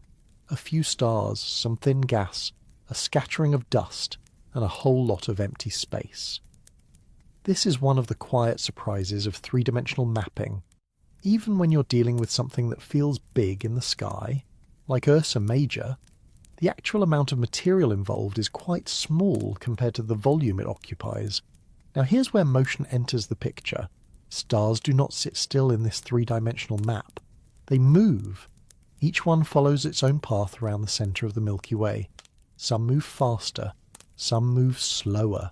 Some have orbits that tilt slightly up or down relative to the galactic plane. If you were to freeze time and take a snapshot of the positions of Ursa Major's stars, you would get one version of the map. If you came back 1 million years later and took another snapshot, the points would be in different places.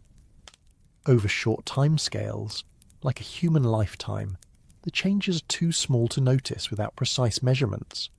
But over longer periods, the shape of the constellation in 3 dimensions changes significantly. This is one of the reasons astronomers like to think of constellations as temporary patterns. They are arrangements that exist for a while, in cosmic terms, and then fade into new arrangements as stars drift along their paths. Now, let's zoom in on one of the more interesting features of Ursa Major's 3-dimensional structure, the moving group. Several of the stars in the Big Dipper share a similar motion through space. They are part of a loose association called the Ursa Major Moving Group. These stars were born together long ago from the same cloud of gas and dust. When you map their positions and motions in 3 dimensions, you can see that they are drifting together, like a group of leaves carried by the same current in a wide river. But even this group is spread out over a large region of space. It's not a tight cluster. The stars are separated by many light years. Their shared motion is a subtle thread connecting them, not a rope pulling them close.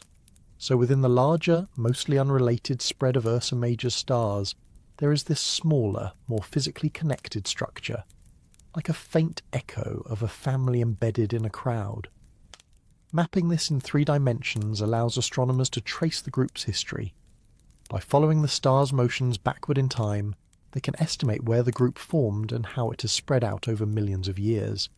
This adds another layer to the idea of the bear's true spread. It's not just about where the stars are now, but where they've been and where they're going. Let's bring this back to a more visual way of thinking.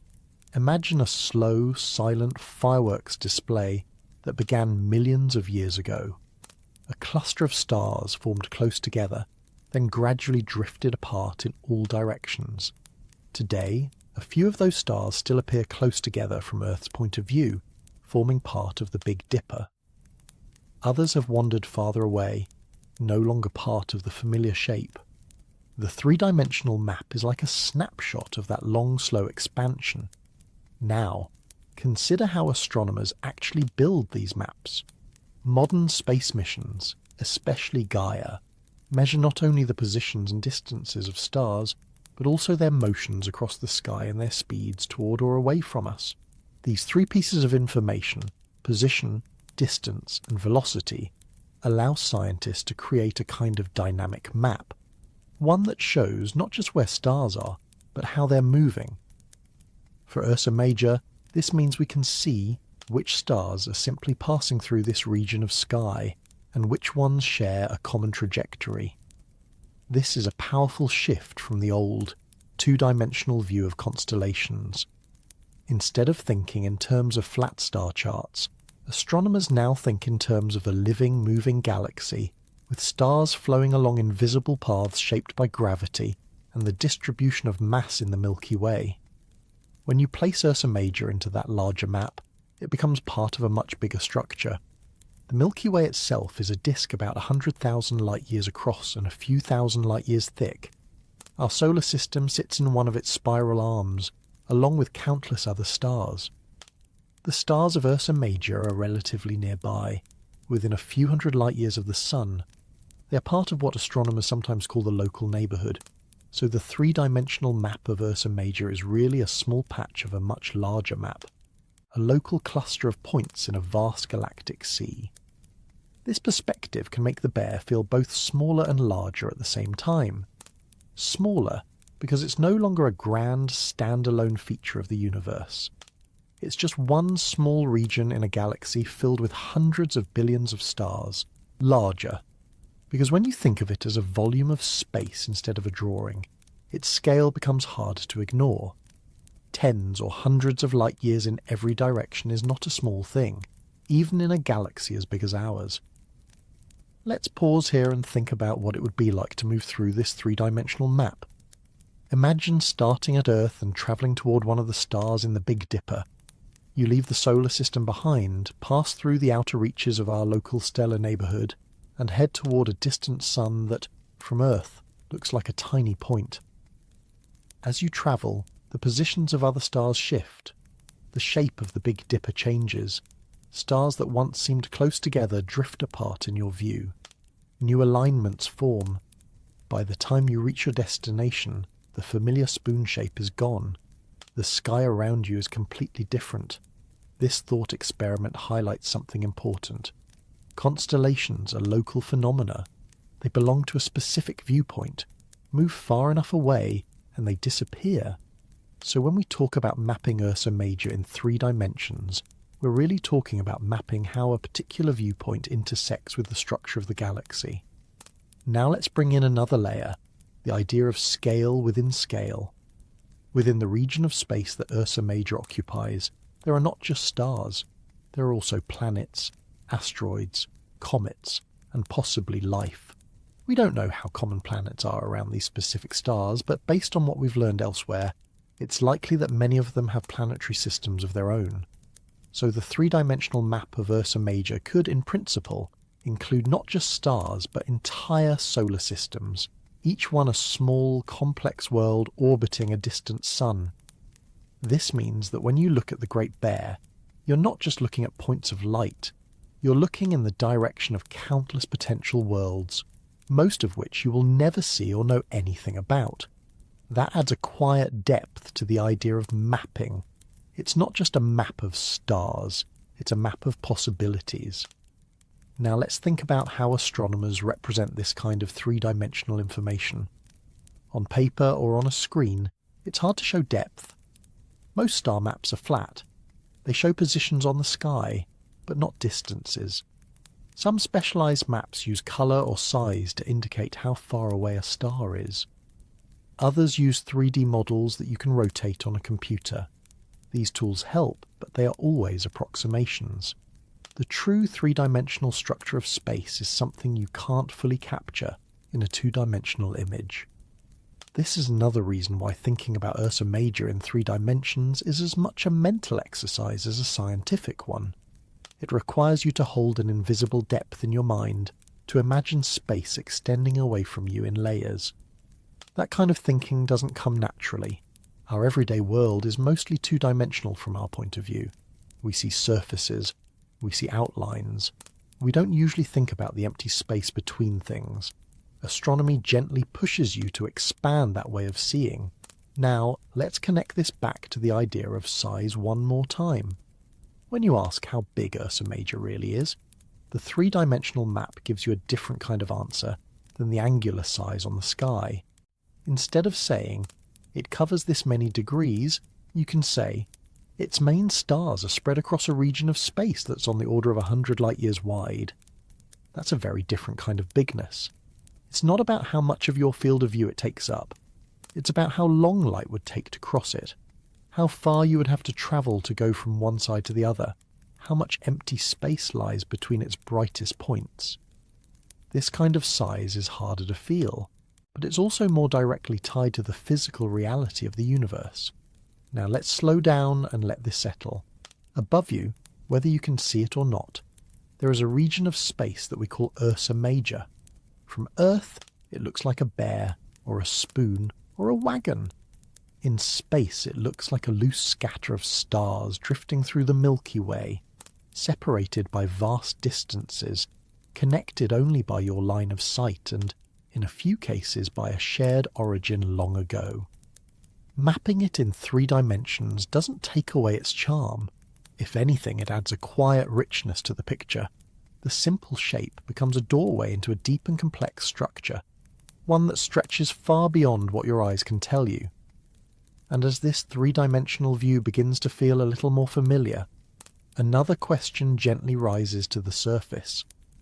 If Ursa Major is part of our local neighbourhood in the galaxy, where exactly does it sit in relation to the Milky Way as a whole?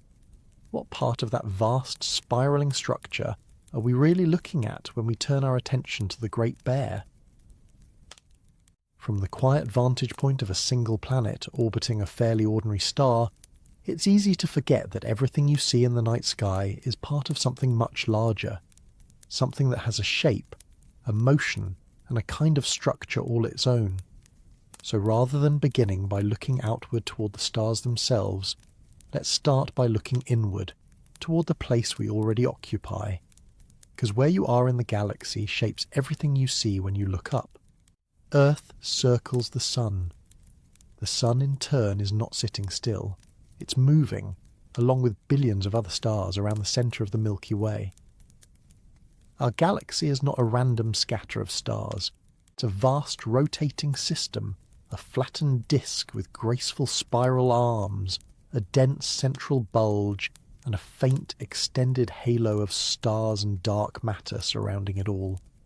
So when you turn your attention toward Ursa Major, you are not just choosing a direction in the sky, you are looking along a specific line through this enormous structured system, a line that passes through our local region of the Milky Way and continues outward into more distant parts of the galactic disk.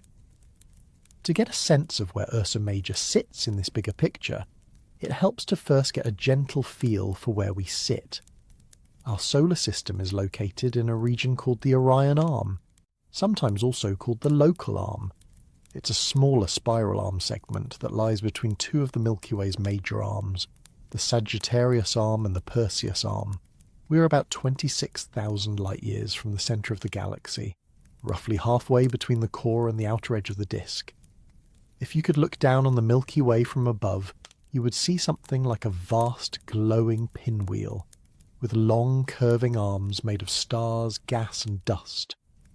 The centre would be bright and crowded. The outer regions would be more sparse and faint. Somewhere out along one of the quieter stretches of that pinwheel, you would find a small, unremarkable yellow star with a handful of planets orbiting it. That's where you are. Now imagine drawing a line from that point, from the Sun's position in the Orion Arm, out into the galaxy in the direction of Ursa Major. That line defines what part of the Milky Way you are peering into when you look at the Great Bear. Unlike some directions in the sky that point toward the dense, crowded centre of the galaxy, Ursa Major lies in a direction that looks out through the disk and toward more distant regions, rather than straight into the core. This matters because the Milky Way is not evenly filled with stars. The density changes depending on where you look. Toward the centre, stars are packed more closely together. Toward the outer parts of the disk, they become more spread out. When you look at Ursa Major, you're generally looking away from the galactic centre and toward the outer regions of the Milky Way. This means that, in that direction, the background of the sky is less crowded with distant stars and bright clouds of gas. The stars you see tend to be relatively nearby, part of our local neighbourhood, rather than deep into the dense core of the galaxy. This is one of the reasons Ursa Major's main stars stand out so clearly. They're not lost in a thick glowing band of background light. They shine against a darker, sparser field. Now, let's build a more detailed picture of this galactic neighbourhood. The local region of the Milky Way, the part we and Ursa Major's stars belong to, is sometimes called the local bubble. It's a region of relatively low-density gas, carved out by ancient supernova explosions that pushed material away and left behind a kind of cavity in the interstellar medium. Within this bubble, stars are more spread out, and the space between them contains less dust and gas than in some other parts of the galaxy. This makes it easier for us to see out into space in many directions, because there's less material to block or scatter the light. The stars of Ursa Major sit within or near this local region. They are not buried deep in thick clouds of dust. They are part of a relatively clear patch of the galactic disk. So when you look toward the Great Bear, you are looking through a window that is, in a sense, cleaner than many others. The view is not as obstructed. The light from those stars reaches you with less interference. Now, let's think about how this local region fits into the larger spiral structure of the Milky Way. Spiral arms are not solid structures. They are more like waves of higher density that move through the disk. Stars form in these denser regions, especially in the clouds of gas and dust that get compressed as the wave passes through.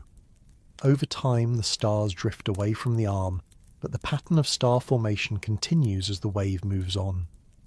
The Orion Arm is one of these features, a smaller arm or spur that branches off between larger arms. It's not as prominent as the main spiral arms, but it's still a significant structure, containing many young stars, star-forming regions and nebulae. The stars of Ursa Major are part of this broader environment. They are not clustered in a single spiral arm feature, but they share the general motion of stars in this part of the disk, orbiting the galactic centre along with us.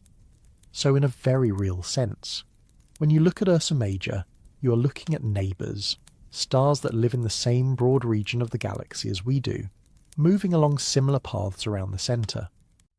Now, let's shift the picture slightly and think about the galaxy in 3 dimensions, not just as a flat disk. The Milky Way has thickness. The main disk is a few thousand light-years thick, with most of the stars concentrated near the central plane. Above and below that plane is the galactic halo, a more spherical region containing older stars, globular clusters, and a large amount of dark matter. Our solar system sits fairly close to the galactic plane, not far above or below it. The stars of Ursa Major also lie relatively close to this plane. They are part of the disk population, not the halo. This means that when you look at the Great Bear, you're looking mostly along the plane of the galaxy, rather than up into the halo or down into the emptier regions below the disk. However, because of the way the galaxy is oriented relative to Earth's rotation, the Milky Way appears as a bright band across the sky, and Ursa Major sits away from that band. This is another reason the background in that region of the sky feels darker and less crowded. Now, let's connect this to something you might have noticed without realizing what it meant. If you've ever been in a very dark place and seen the Milky Way stretching across the sky like a faint glowing river of light, you might remember that some parts of the sky look much richer and denser with stars than others. Toward the Milky Way's band, there are countless faint stars and glowing patches. Away from it, the sky looks cleaner, more open. Ursa Major lies in one of those cleaner regions. It's not pointing straight into the thick of the galaxy. It's pointing more out toward the quieter outskirts. This doesn't mean there's nothing there. It just means that, in that direction, the density of stars and gas is lower. Now let's take a moment to think about what lies beyond the stars of Ursa Major. Because the main stars are relatively nearby, you might be tempted to think of that region of the sky as belonging entirely to our local neighbourhood. But the line of sight doesn't stop at those stars. It continues past them, through more distant parts of the Milky Way, and eventually out into intergalactic space. Within the boundaries of Ursa Major's official region on the sky, there are not just stars but also galaxies far beyond our own. Some of them are so distant that their light has been travelling for millions or even billions of years. One of the most famous of these is the Ursa Major cluster of galaxies, a large group of galaxies located tens of millions of light-years away in that general direction. You can't see these galaxies with your eyes, but powerful telescopes can. So when you look toward the Great Bear, you're not just looking at our local patch of the Milky Way. You're also, in a deeper sense, looking out into the wider universe beyond our galaxy. This adds another layer to the idea of where Ursa Major sits. It's not just a region within the Milky Way, it's also a direction that opens onto much larger cosmic structures. Now, let's come back to the motion of the galaxy itself, because this influences the position of everything you see. The Milky Way rotates. Our solar system completes one full orbit around the galactic centre, roughly every 225 to 250 million years.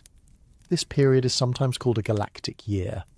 The stars of Ursa Major, being part of the same disk, are also orbiting the centre of the galaxy, though at slightly different speeds and along slightly different paths. So over the course of a galactic year, the entire pattern of stars in the sky slowly shifts relative to the larger structure of the galaxy. The positions of spiral arms change. The distribution of stars evolves. However, from a human perspective, this motion is almost invisible. The changes are too slow to notice over centuries or even thousands of years.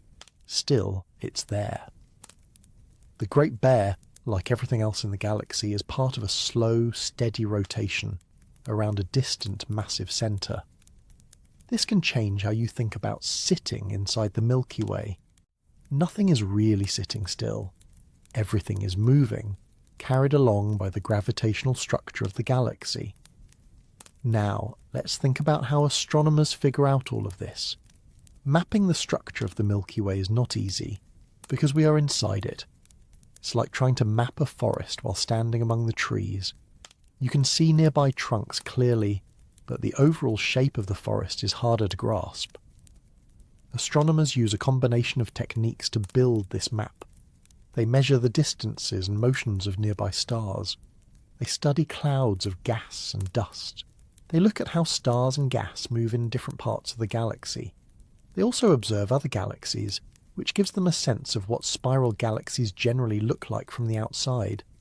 By putting all of this together, they can create a model of the Milky Way structure and place our local region and the stars of Ursa Major within that model.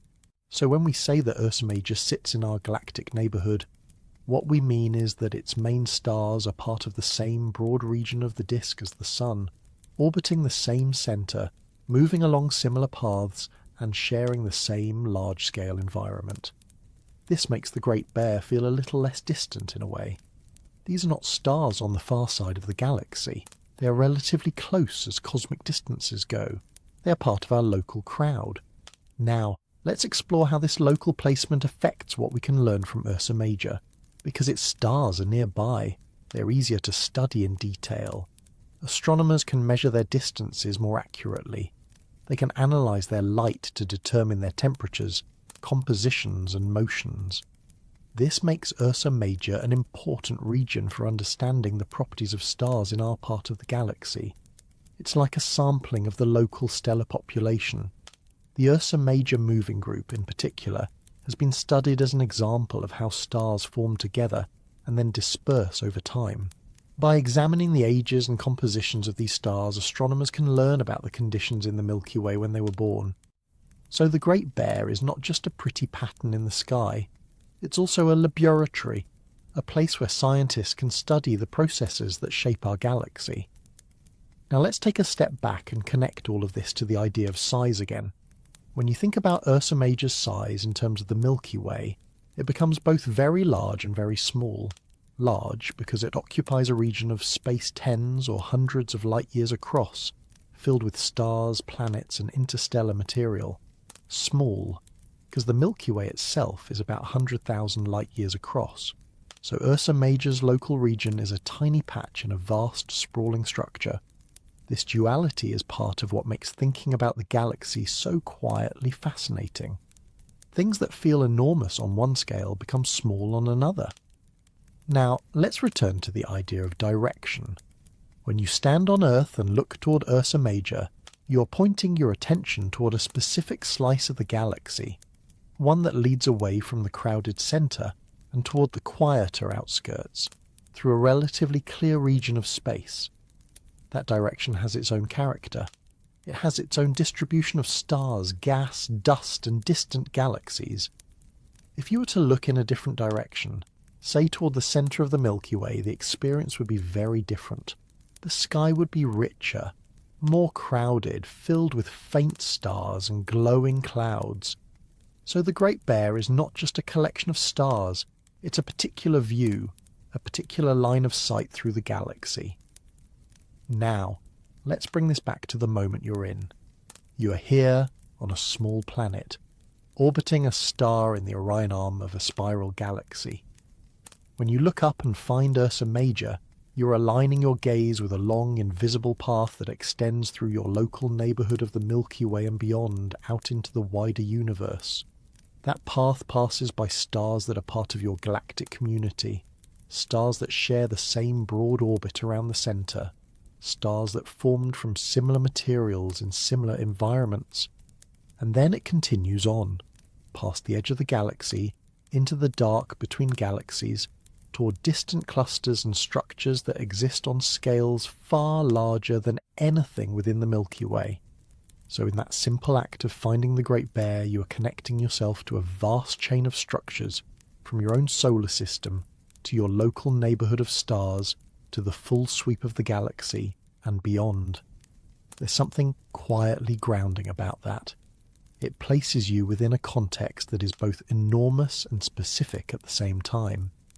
If Ursa Major is part of our local neighbourhood, and its stars are moving along with us around the centre of the galaxy, then what does that motion look like in detail?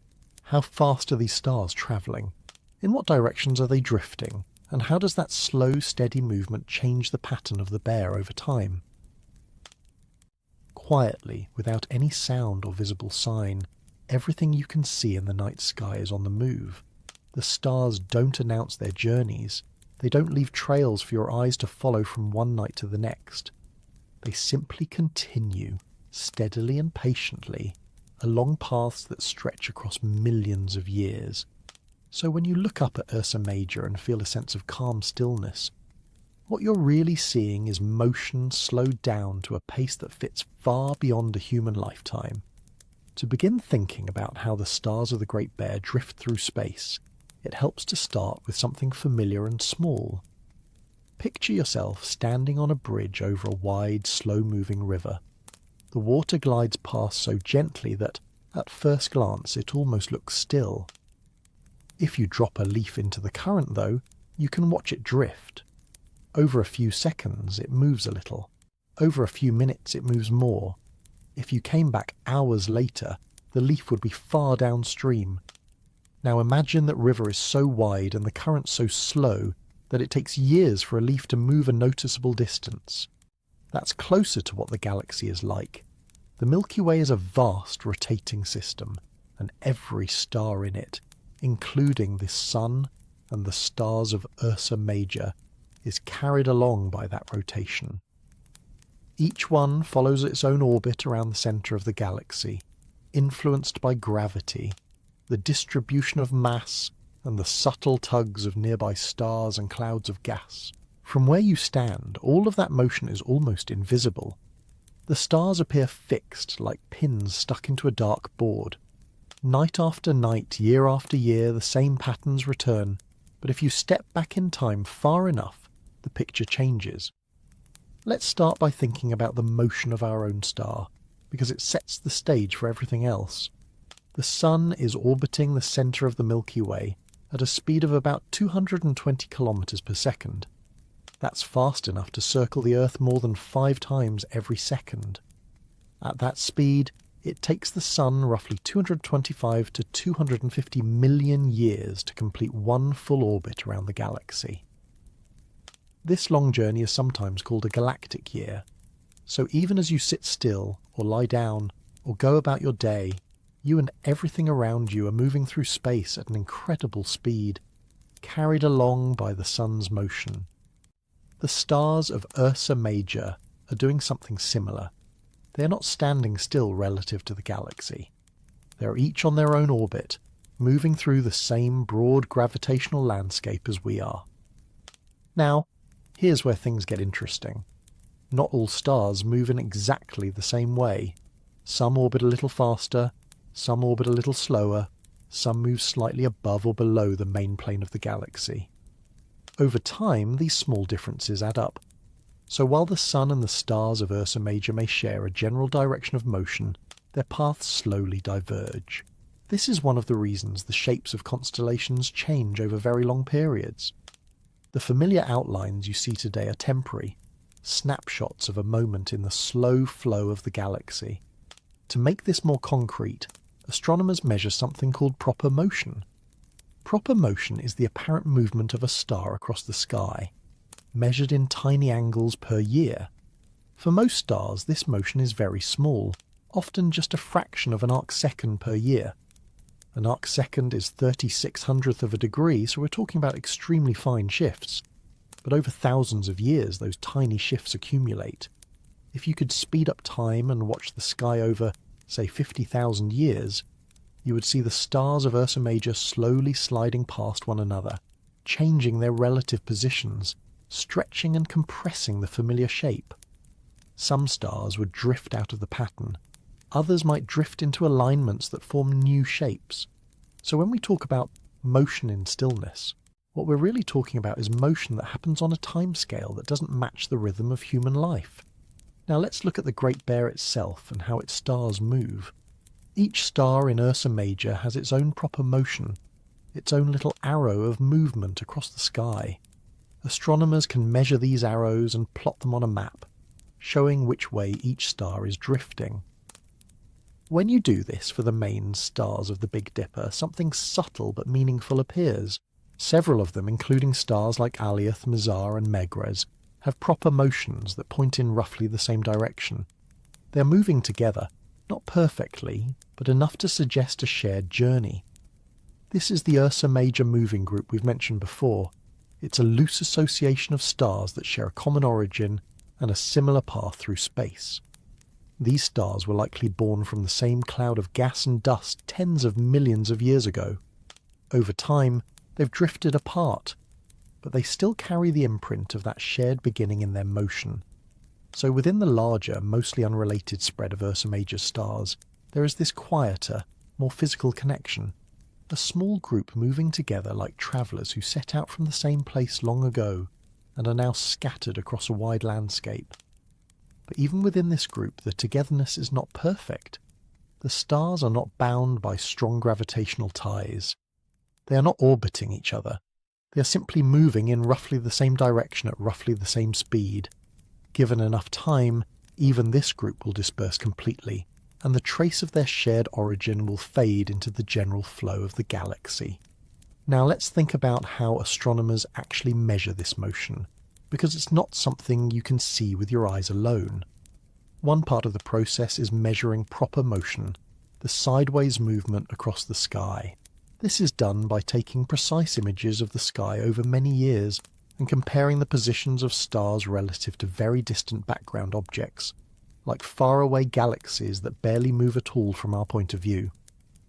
By measuring how a star's position shifts over time, astronomers can calculate how fast and in what direction it's moving across our line of sight. But that only gives part of the story. Stars also move toward or away from us. This is called radial velocity. Astronomers measure this by looking at the star's light and analysing its spectrum. If the star is moving toward us, its light is slightly shifted toward the blue end of the spectrum. If it's moving away, the light is shifted toward the red. This is known as the Doppler effect, and it's the same principle that makes the pitch of a passing siren change as it goes by. By combining proper motion and radial velocity, astronomers can build a three-dimensional picture of a star's motion through space. For the stars of Ursa Major, this reveals a pattern of movement that's both unified and diverse. Some stars share a common flow. Others move in slightly different directions, like individuals in a crowd who happen to be walking along the same street but not necessarily going to the same destination. Now let's slow down and think about what this motion actually looks like in space. Imagine a vast open plain, so large you can't see its edges. Across this plain, countless travellers are walking. Some are heading in roughly the same direction. Some are crossing paths. Some are moving faster. Some are moving slower. From high above, you might see general trends, streams of motion, areas where many travellers are flowing in similar ways. From the ground, though, everything looks still.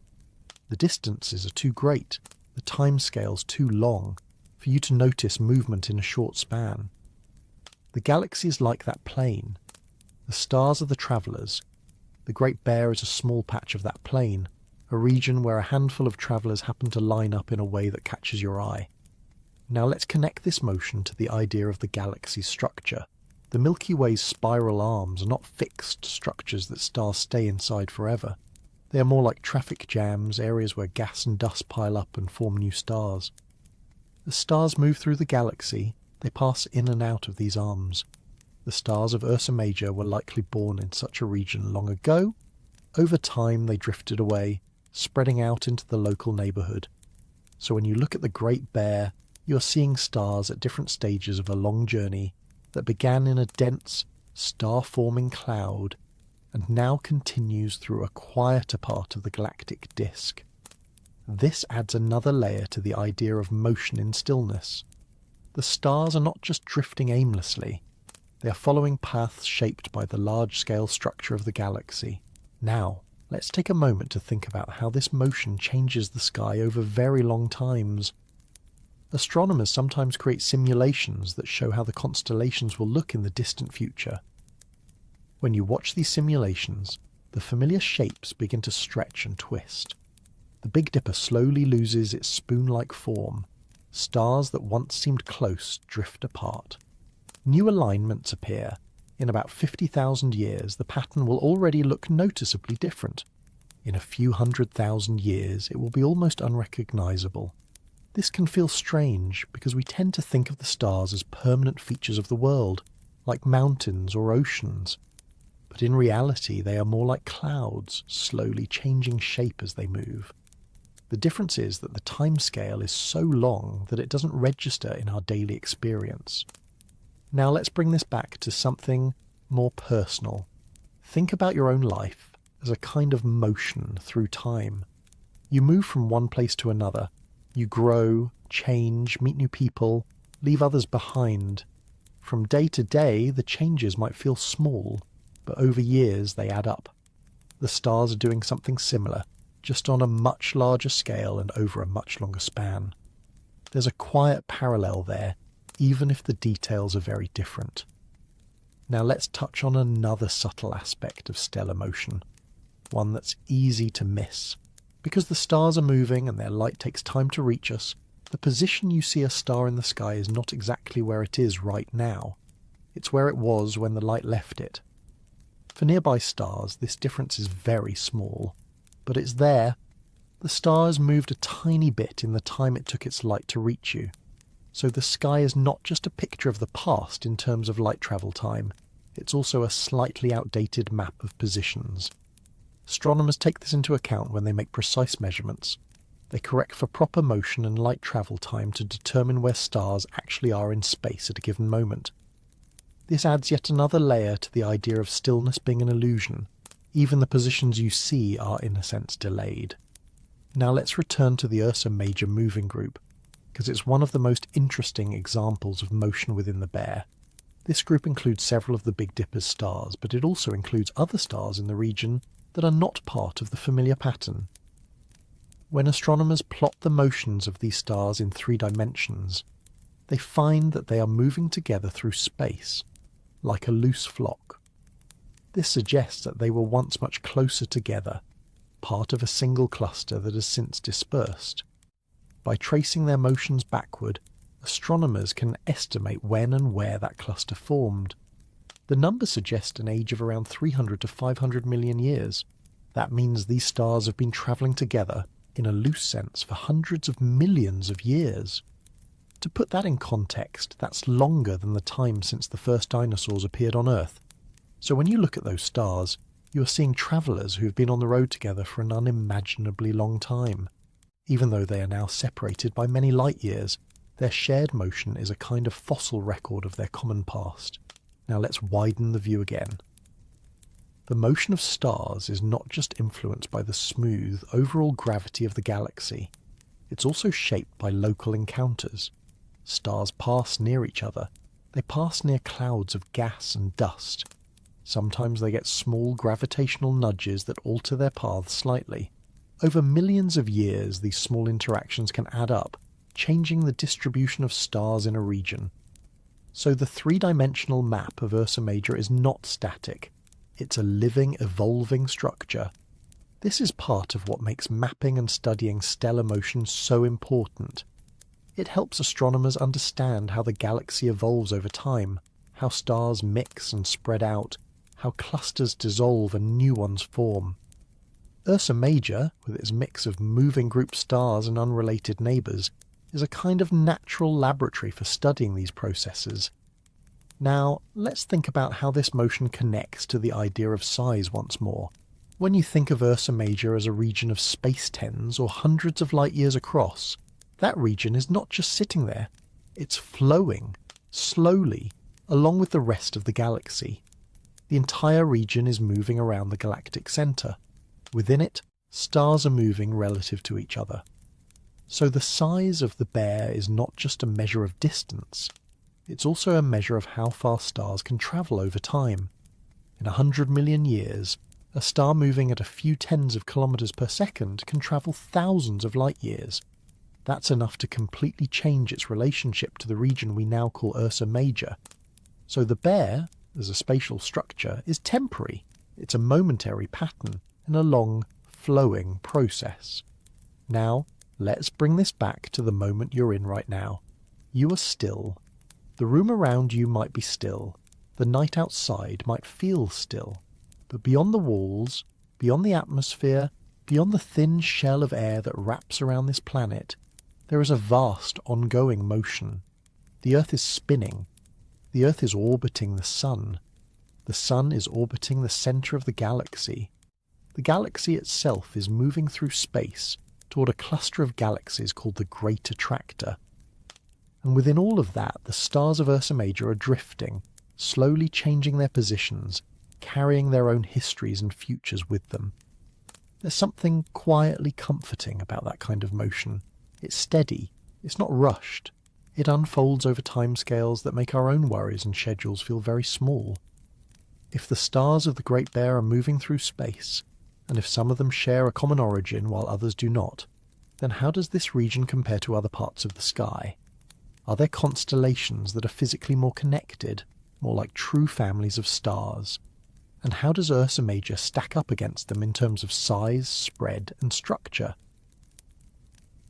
Let's take a different kind of step, not the sideways drift through space we imagined before, and not the wide, sweeping view of the galaxy, but a slow, steady journey that starts right where you are, not in the sky, not in a star chart, but here, in this moment, on the surface of a small planet that feels solid and familiar beneath everything else.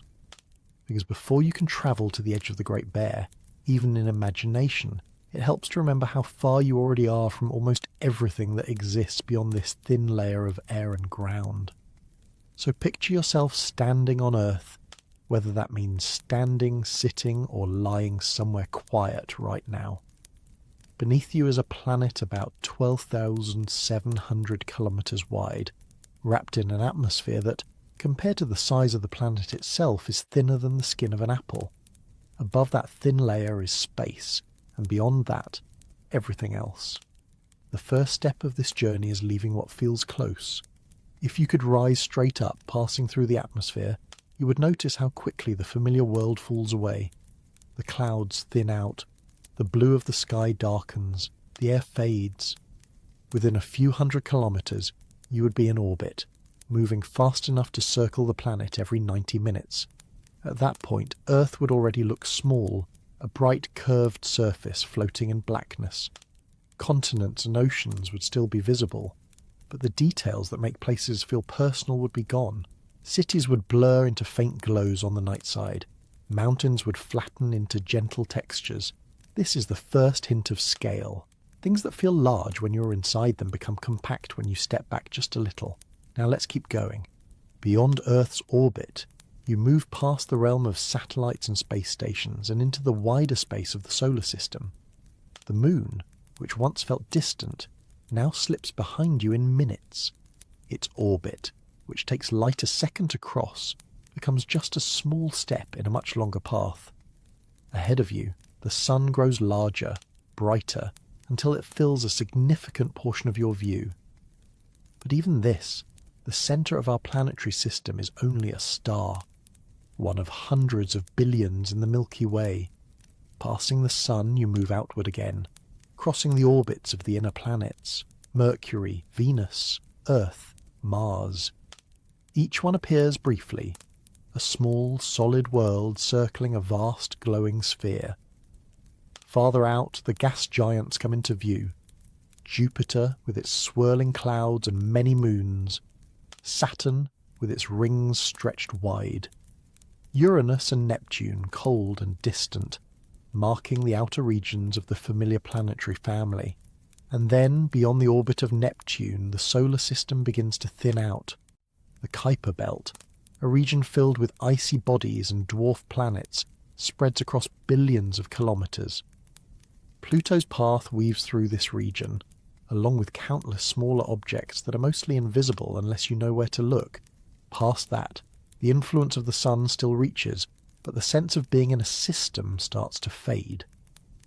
The Oort cloud, a vast spherical region of icy remnants, extends tens of thousands of times farther from the sun than Earth does.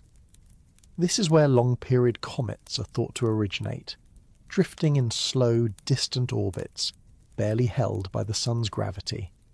If you could travel this far, the sun would no longer look like a blazing disk. It would be just another bright star in a crowded field. And this still is only the very beginning of the journey. The nearest star beyond the sun, Proxima Centauri, lies about 424 light-years away. That's roughly 40 trillion kilometres. If you were travelling at the speed of the fastest spacecraft humans have ever built, it would take you tens of thousands of years to get there. So let's shift our mode of travel. Instead of thinking in terms of ships and engines, think in terms of light. Light is our fastest traveller, our best guide for this kind of journey.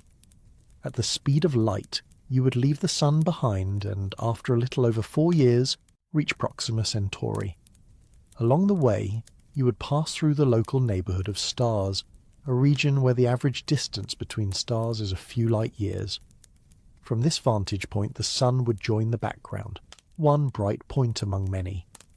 Now, let's keep going, because Ursa Major lies farther out than this immediate circle of neighbours. As you travel, you would pass by stars with names you might recognise if you've spent time with star charts. Sirius, Vega, Arcturus. Each one would appear as a sun in its own right, some larger and brighter than our own, some smaller and dimmer, each with its own potential family of planets circling around it. The space between these stars would be vast. Years of travel at light speed would pass between one encounter and the next. Most of the journey would be spent in darkness, with only distant points of light to break the emptiness. Eventually you would begin to approach the region of space that contains the main stars of Ursa Major. Let's aim for one of the familiar ones, perhaps Merak, one of the pointer stars of the Big Dipper. Merak is about 79 light-years from Earth, so if you're travelling at the speed of light, it takes nearly 8 decades to get there. 80 years of continuous motion, passing through the quiet, thin medium of interstellar space. During that time, Earth would go through nearly 80 orbits around the Sun. Generations of people would be born, live, and die. Technologies would rise and fall, languages might change, and all the while you would still be on your way, crossing the same steady distance. When you finally arrive near Merak, the star would no longer be a point. It would be a blazing, enormous sphere, radiating light and heat. You wouldn't be able to approach too closely without being destroyed by its energy, but from a safe distance, you would see a sun that looks both familiar and alien, a reminder that what you thought of as a star from Earth is, up close, a vast, powerful object. Now from this position, look back. Earth, which once felt like the centre of everything, would be completely invisible. Even the sun would be just another star in the background, lost among countless others. From here, the shape of the Big Dipper would already be changing. The familiar alignment that made sense from Earth's viewpoint would no longer hold. Stars that once seemed close together would now be separated by large angles in the sky. The spoon shape would be gone. Let's continue the journey. From Merak, you could travel to another star in the Big Dipper, say Alkaid, at the end of the handle. Alkaid is more than 100 light-years from Earth, and it's also separated from Merak by dozens of light-years in space. So even within the small familiar shape of the Big Dipper, you're talking about journeys that take decades at the speed of light. As you move from one star to another, you begin to get a sense of how spread out this region really is. The edge of the bear is not a single boundary. It's more like a loose, irregular frontier, defined by how far apart the main stars are from each other. If you were to try to trace the full extent of the main outline of Ursa Major in 3 dimensions, moving from one end of the pattern to the other, you would be travelling across a region of space that spans on the order of 100 light-years or more. That's 100 years of travel at light speed. Now, let's pause and let that sink in, because it's easy to hear a number like that and let it slide past without really feeling it. 100 years is longer than most human lives. It's long enough for entire cultures to change. It's long enough for cities to rise and fall. It's long enough for history books to fill with events. And that is the time it takes for the fastest thing in the universe to cross the region of space that makes up the main body of the Great Bear. If you were travelling at a more realistic speed, something like a few tens of kilometres per second, which is already incredibly fast by human standards, that same journey would take millions of years. So when we say trillions of miles, or hundreds of light years, we're not just talking about a big distance. We're talking about a distance that almost forces you to think in terms of eras instead of trips. Now, let's add another layer to this journey. As you move through this region of space, you're not just passing empty void, you're passing through the interstellar medium, a thin mixture of gas and dust that fills the space between stars. This material is incredibly sparse. In many places, there might be only a few atoms in a cubic centimetre. For comparison, the air you're breathing right now contains around 10 billion molecules in the same volume. But even this thin medium plays a role in the story of the galaxy. It's the raw material for future stars. Over time, gravity gathers this gas and dust into clouds, which can collapse and form new suns. So as you travel from Earth to the edge of the Great Bear, you're moving through both the remains of past generations of stars and the building blocks of future ones. Now, let's think about what edge really means in this context. Ursa Major doesn't have a physical boundary. There's no wall, no sudden drop-off where the bear ends and something else begins. The stars just get farther apart, the pattern fades, and eventually you're in a region of space that we don't associate with the constellation at all. The edge, then, is something we define. It's where the familiar outline stops making sense from our point of view. In 3 dimensions, that edge is more like a zone than a line. It's a gradual transition from this feels like part of the bear to this feels like something else. So a journey to the edge of the bear is really a journey to the limits of a pattern, not to the limits of space itself. Now, let's bring in a different way of thinking about this journey, one that uses time instead of distance. Remember that the light you see from the stars of Ursa Major left those stars decades or centuries ago. So in a sense, when you look at the Great Bear, your eyes are already travelling. They are not moving through space, but they are moving through time, receiving messages that have been on the way for a long while. So you can think of this calm journey from Earth to the edge of the bear as something that happens every time you look up. The path is traced by light, not by a physical traveller. Each star you see marks a different stop along that path, a different moment in the past. Now, let's imagine following that path with your attention. You start with the nearest stars in the region, the ones whose light takes a few decades to reach you. Then you move your gaze to fainter stars, whose light might take hundreds or thousands of years. Then, if you use a telescope, you might reach galaxies far beyond, whose light has been travelling for millions or billions of years. So in a single glance, you can travel across an enormous span of both space and time. This is one of the quiet wonders of astronomy. The journey's available to you without any movement at all. Now, let's bring this back to something you can feel in your body. As you sit or lie there, your breath moves in and out. Your heart beats. Time passes in small, steady units. Above you, the stars of Ursa Major are shining.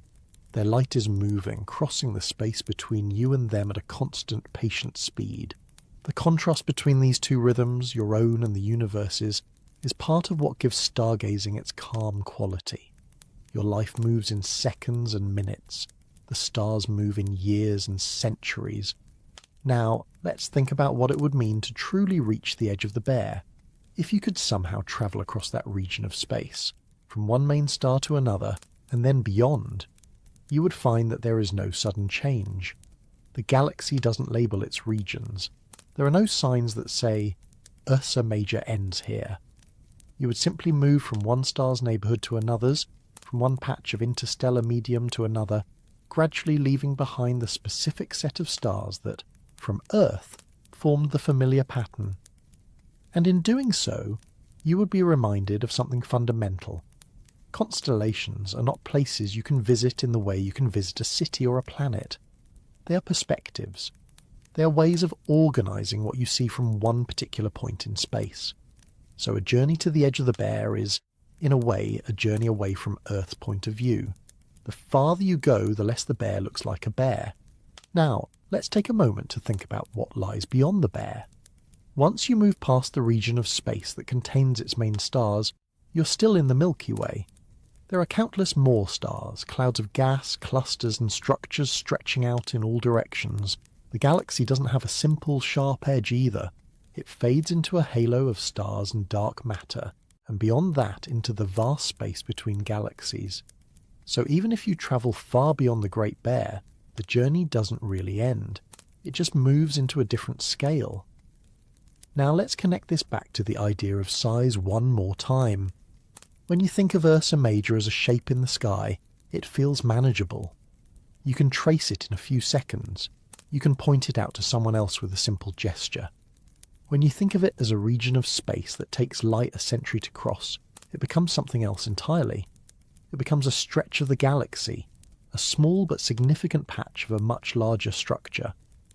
And when you think of it as direction that leads beyond the galaxy into the wider universe, it becomes a gateway to scales that are almost impossible to hold in a single thought. So a calm journey from Earth to the edge of the Bear is, in a sense, a journey through layers of perspective. You start with the familiar, the ground beneath you, the air around you. You move outward to the solar system, then to the local neighbourhood of stars, then to the broader region of the galaxy, and then beyond, into the deep background of the universe. Each step stretches the idea of distance and size a little further. Now, let's slow down again and let this settle. You don't need to actually travel any of this. You don't need a ship or a map. The journey exists in the way you think about the sky, in the way you let your mind move from what's close to what's far. And in that movement, the Great Bear becomes more than a pattern. It becomes a marker along a much longer path, a signpost in a universe that extends far beyond any single shape or story. As this sense of layered distance begins to feel more natural, another question gently comes into view. If Ursa Major is one region among many in the sky, and if its stars are spread out across such a large volume of space, how does it compare to other constellations? Are there patterns that cover even larger areas of the sky, or occupy even bigger regions of space? And what does it mean to call one constellation bigger than another, when all of them are really just different windows into the same vast galaxy? From Earth, every constellation feels like it has its own personality.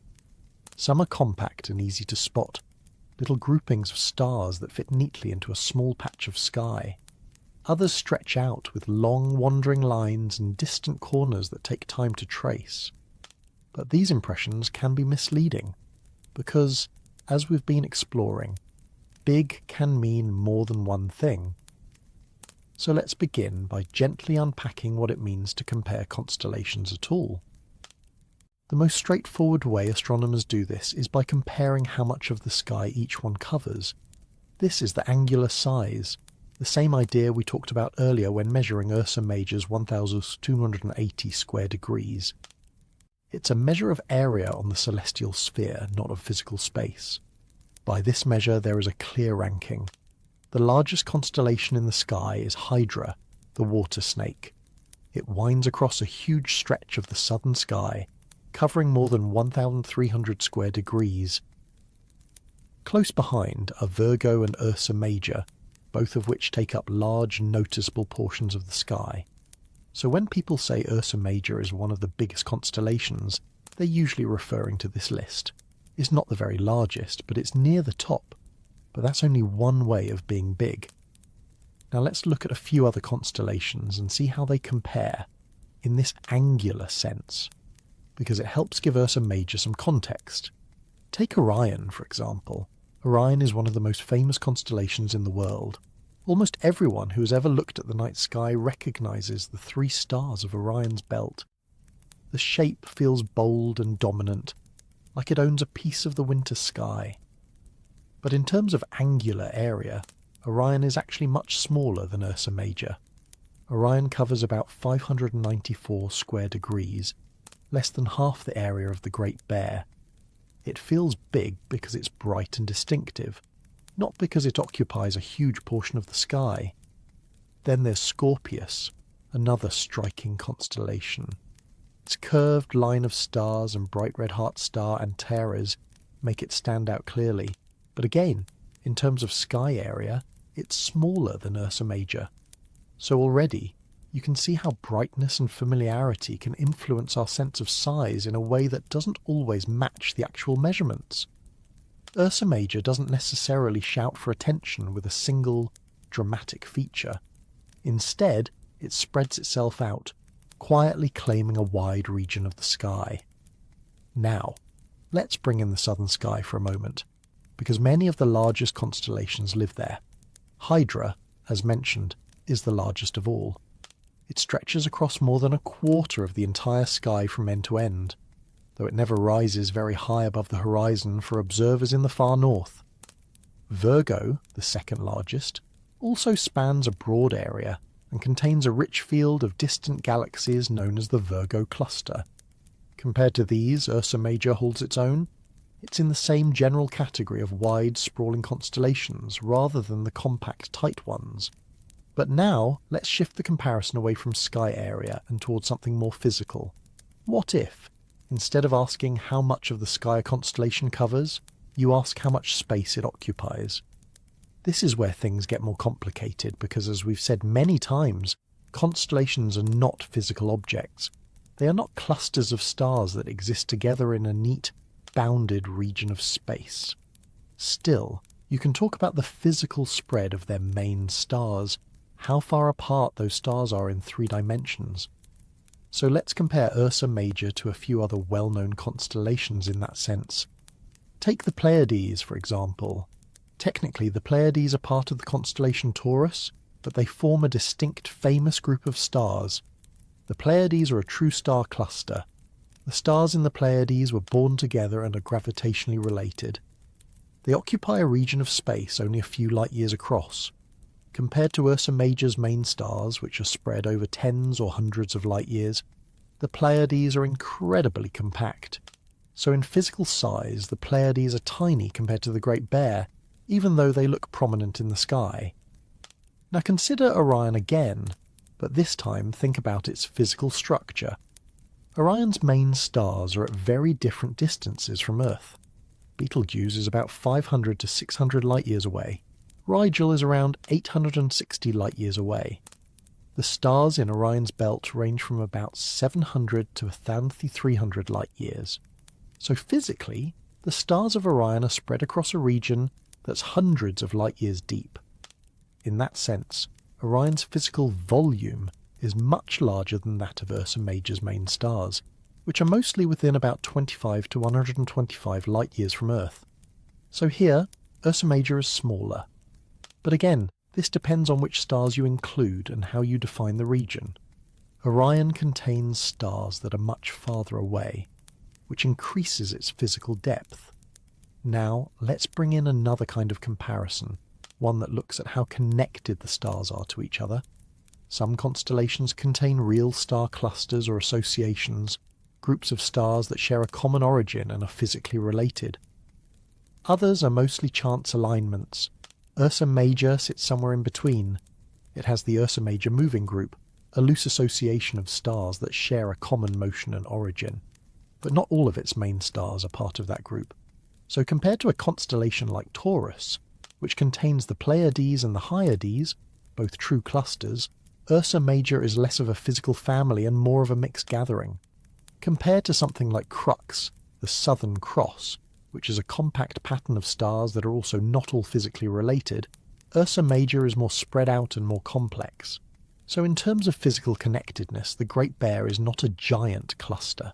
It's a wide, loosely defined region with a small, subtle core of related stars. Now, let's zoom out even further and compare Ursa Major to something that really is physically huge, like a stellar association or a giant molecular cloud.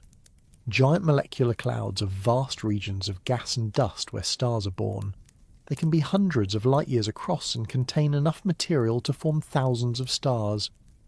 Compared to one of these clouds, the physical spread of Ursa Major's main stars is similar in scale, at least in terms of size. But the nature is very different. The cloud is a coherent structure, held together by gravity and internal processes. Ursa Major is a pattern drawn across mostly empty space, so in that sense, Ursa Major is big in extent but light in substance. Now, let's bring in something even larger, a galaxy cluster.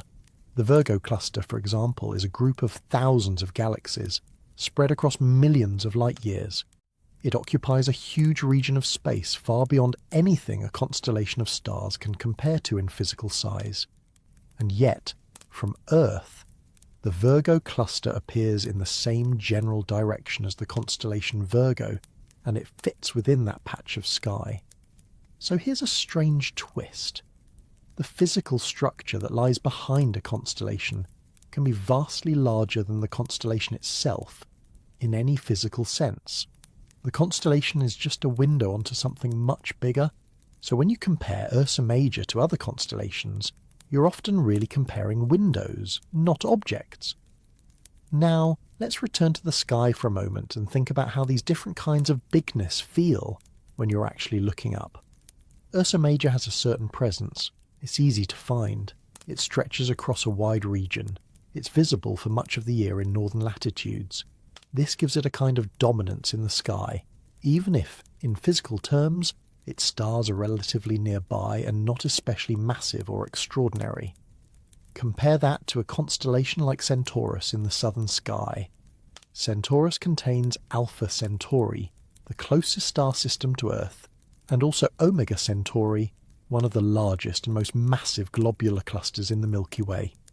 Physically, that region of space is incredibly rich and significant, but from the northern hemisphere it's mostly invisible or very low on the horizon, so the sense of a constellation being big or important can depend a lot on where you're standing on Earth. Now let's bring in another layer, the idea of brightness. Some constellations contain many bright stars, others are made mostly of faint ones. Ursa Major's Big Dipper includes several bright, easy-to-see stars. This makes it stand out and gives it a strong visual presence. Compare that to a constellation like Coma Berenices. Coma Berenices covers a decent area of the sky, but it's made mostly of faint stars. To the casual observer, it can be hard to see at all, even though it's physically just as big in terms of sky area as many more famous constellations. So brightness can make a constellation feel larger or smaller than it really is. Now, let's think about the role of culture and history in all of this.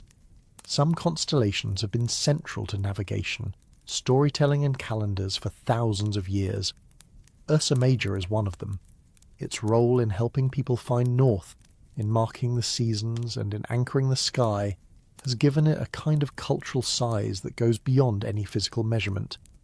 Compare that to a constellation like Microscopium, a small, faint constellation in the southern sky that was defined in the 18th century. It covers a certain area of the sky, but it doesn't carry the same weight in human history.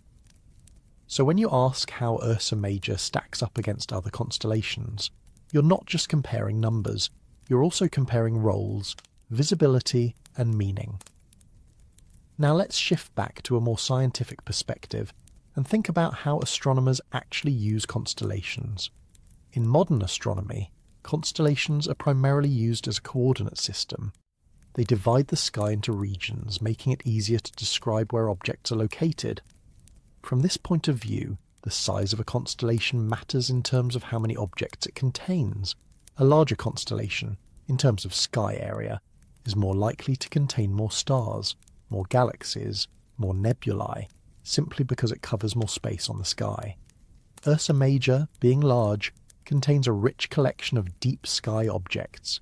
It's home to famous galaxies like M81 and M82, as well as many others.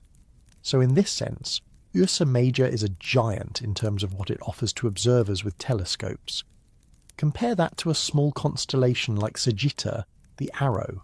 Sagitta covers a tiny patch of sky. It contains some interesting objects, but far fewer simply because it occupies less area. So the bigness of Ursa Major can be felt in the richness of what lies within its boundaries. Now let's take another step back and think about scale in a more philosophical way, but still grounded in concrete ideas. When you compare Ursa Major to other constellations, you're really comparing human-made categories. The sky itself doesn't know where one constellation ends and another begins. The stars don't arrange themselves according to our charts. So all of these comparisons are, in a way, comparisons between different ways of slicing up the same continuous sky. This doesn't make them meaningless. It just means they're tools, not fundamental features of the universe. So when you say Ursa Major is bigger than Orion, or smaller than Hydra, what you're really saying is that the region of sky we've chosen to label Ursa Major covers more or less area than the region we've chosen to label Orion or Hydra.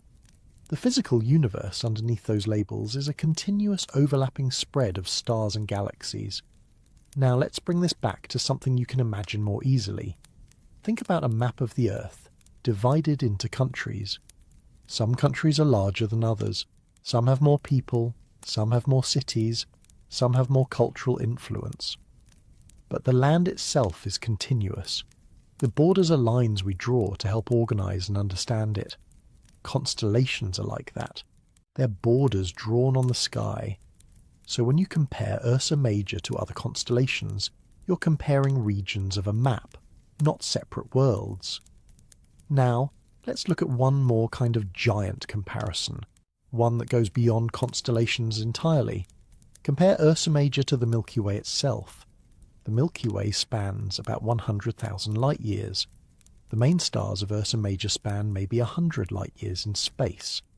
So in physical terms, Ursa Major's region is about 1,000th of the width of the galaxy, and the Milky Way itself is just one galaxy among hundreds of billions in the observable universe. So if you keep stepping back, every giant becomes small. This doesn't make Ursa Major less interesting. It just places it within a layered hierarchy of scales. Now, let's bring this all together in a way that connects back to the feeling of looking up at the sky. When you stand under the night sky and find the Great Bear, you're seeing something that is, by some measures, one of the largest patterns humans have drawn across the stars. It covers a wide region. It contains bright, familiar points. It serves as a guide to much of the rest of the sky. At the same time, you're looking at a handful of nearby stars in a small corner of a vast galaxy, itself a small piece of a much larger universe. So Ursa Major can be both a giant and something quite modest, depending on how you choose to look at it. That flexibility of perspective is part of what makes thinking about the sky so quietly absorbing. You can zoom in and zoom out, changing the scale of your attention, and the meaning of big changes with you. Now, let's slow down and let that sense of layered scale settle. The Great Bear is large in the sky. It's wide in space. It's significant in human history. It's modest in the galaxy. It's tiny in the universe. All of these statements can be true at the same time, and holding them together gives you a richer picture. One that's not about finding a single final answer to how big Ursa Major really is, but about exploring how size itself depends on where you stand and how far you let your thoughts travel. If constellations like Ursa Major are windows onto much larger cosmic structures, then what does the scale of those structures tell us about the universe as a whole? What can a simple pattern of stars teach us about the vast underlying framework that holds galaxies, clusters, and everything else together? Stepping back from the familiar outline of the Great Bear for a moment, let's allow the pattern to soften in your mind, as if the lines you usually draw between the stars are gently fading, leaving behind only points of light suspended in a much larger, quieter backdrop. Because once those connecting lines disappear, something else becomes more visible. The bear is no longer the main subject, the space around it is, and it's in that surrounding space, the vast, layered context that holds Ursa Major and everything else, that its deeper lesson begins to take shape. When you look at a constellation, you're usually looking at a small, human-sized idea applied to something that exists on a scale far beyond everyday experience.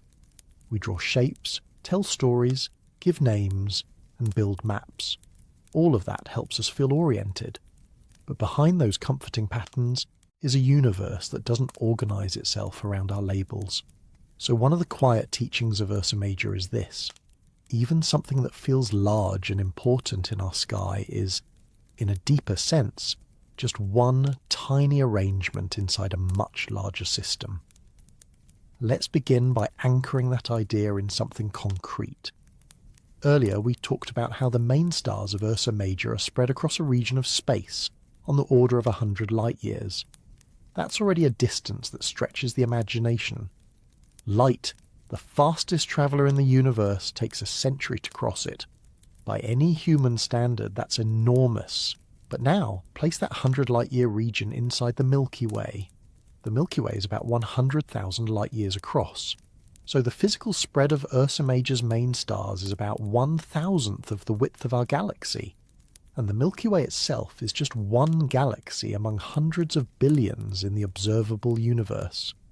So when you step through those layers of scale, from constellation to galaxy to universe, the Great Bear becomes a small detail in a much larger picture. This doesn't shrink its meaning, it reframes it. Instead of being a big thing on its own, Ursa Major becomes a doorway into thinking about how the universe is built, layer by layer, from the local to the cosmic. Let's explore those layers gently, starting close and moving outward. At the smallest scale we've been talking about, there are stars. Each star is a self-contained system, a sphere of gas held together by gravity, generating energy through nuclear fusion in its core. Around many of these stars there are planets, moons, asteroids and comets, forming miniature systems within systems. So when you look at one star in Ursa Major, you're not just looking at a point of light, you're potentially looking at an entire solar system, a complex environment with its own structure and history. Now group those stars together in a region of space, and you get something like the local neighbourhood, the area of the galaxy where the Sun and the stars of Ursa Major reside. This region contains hundreds, maybe thousands of stars within a few hundred light-years, along with clouds of gas and dust that will form future generations of stars. This local neighbourhood is part of a spiral arm segment, which is part of the Milky Way's disk. So already, in just a few steps, you've moved from a single star to a region of space to a massive rotating galaxy. And the galaxy is just one part of something even larger. The Milky Way is part of a small group of galaxies called the Local Group. This group includes the Andromeda Galaxy, the Triangulum Galaxy, and dozens of smaller dwarf galaxies. They are bound together by gravity, slowly orbiting each other, drifting through space as a collective. The Local Group itself is part of a much larger structure called the Virgo Supercluster, a vast collection of galaxy groups and clusters spread across tens of millions of light-years. And even that is just a piece of the observable universe, which contains countless superclusters, filaments, and voids, forming a kind of cosmic web on the larger scales we can observe. So when you look at Ursa Major, you're really looking at the smallest visible layer of a structure that extends outward through many levels, each one larger and more complex than the last. This layered structure is one of the key ideas that the Great Bear can quietly teach. The universe is not just a random scatter of things, it's organised in a nested way. Stars form groups, groups form galaxies, galaxies form clusters, clusters form superclusters, and superclusters trace out enormous patterns across the cosmos. So a simple pattern of stars in the sky can lead your thoughts all the way up to the largest known structures in existence. Now, let's pause and think about how astronomers actually know about these layers. Most of what we know about the universe beyond our own galaxy comes from studying light. The same principle we talked about before, light as a messenger across time and space, applies here as well. When we look at distant galaxies, we are seeing them as they were millions or billions of years ago. The farther away they are, the older the light we receive. So when astronomers map the large-scale structure of the universe, they are not just mapping space, they are mapping history. They can see how galaxies were distributed in the early universe, and how that distribution has changed over time. They can see patterns of clustering and voids that tell a story about how matter has moved and gathered under the influence of gravity. In this context, Ursa Major is part of a very recent layer of the universe's history. Its stars are part of a galaxy that formed billions of years after the universe began. They are part of a mature, evolved structure, not an early primordial one. So the Great Bear sits near the present end of a very long timeline, a timeline that stretches back to the birth of the universe itself. Now let's think about what the universe was like when that timeline began. According to our best understanding, the universe started in a hot, dense state, about 13.8 billion years ago. It expanded and cooled, forming the first simple particles, then atoms, then clouds of gas that eventually collapsed to form the first stars and galaxies.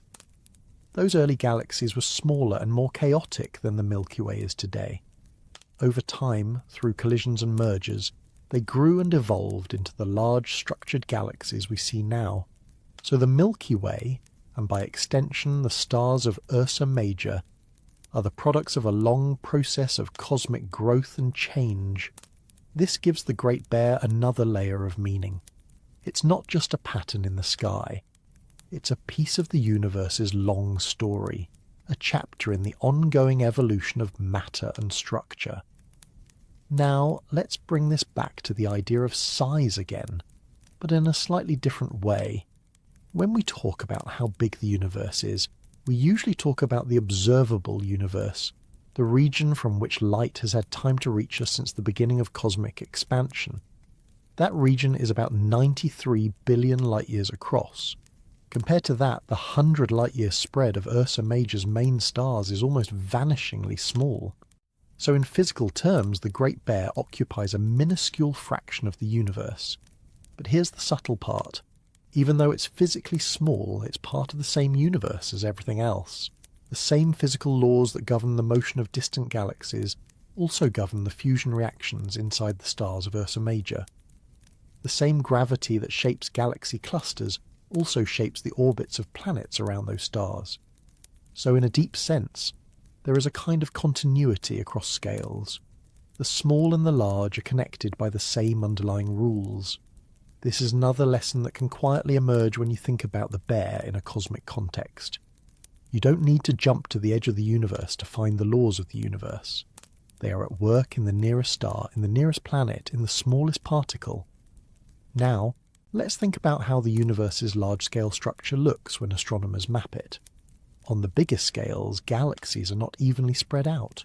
They form filaments and walls, long chains and sheets of galaxies that surround enormous, mostly empty regions called voids.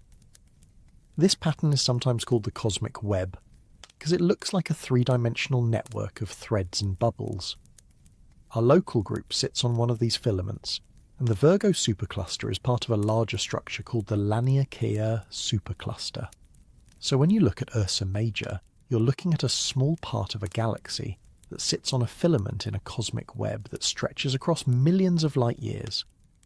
This means that even the direction you look in the sky can connect you conceptually to this vast invisible structure.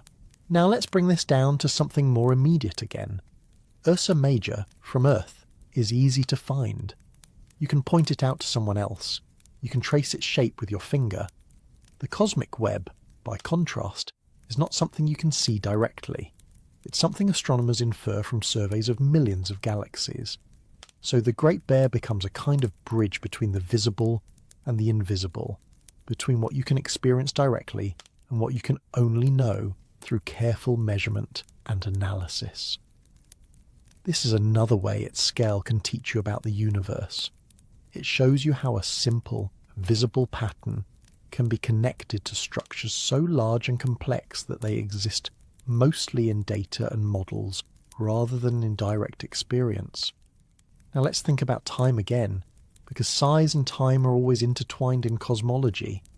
The larger the structure, the longer it takes to form and change. Stars form over millions of years. Galaxies form and evolve over billions of years. Galaxy clusters and superclusters change over even longer timescales. So the stars of Ursa Major are part of a galaxy that has been evolving for most of the universe's history. This means that when you look at the Great Bear, you are seeing something that is, in a sense, both young and old. Young because stars are still forming in the Milky Way. Old because the galaxy itself has a long, complex past. This layered sense of time is another quiet lesson embedded in the constellation scale. Now let's touch on one more idea, one that often comes up when people think about the size of the universe. No matter how far you look, there is always more beyond.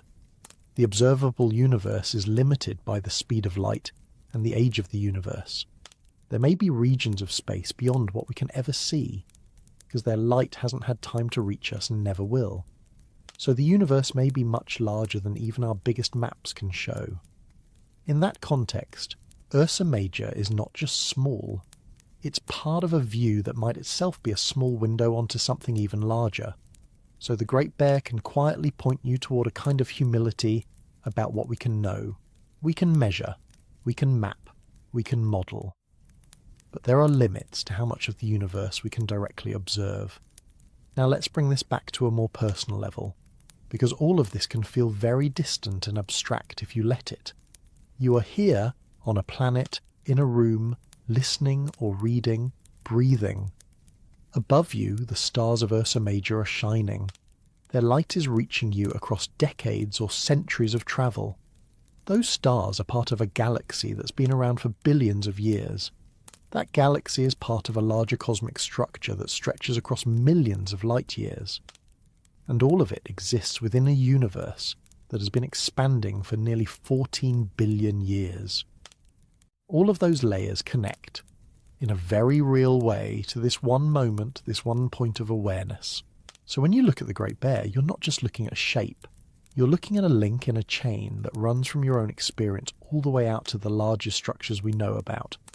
That's a powerful thing, even if it feels very quiet. Now let's think about what this teaches us about our place in the universe. It doesn't tell us that we are central.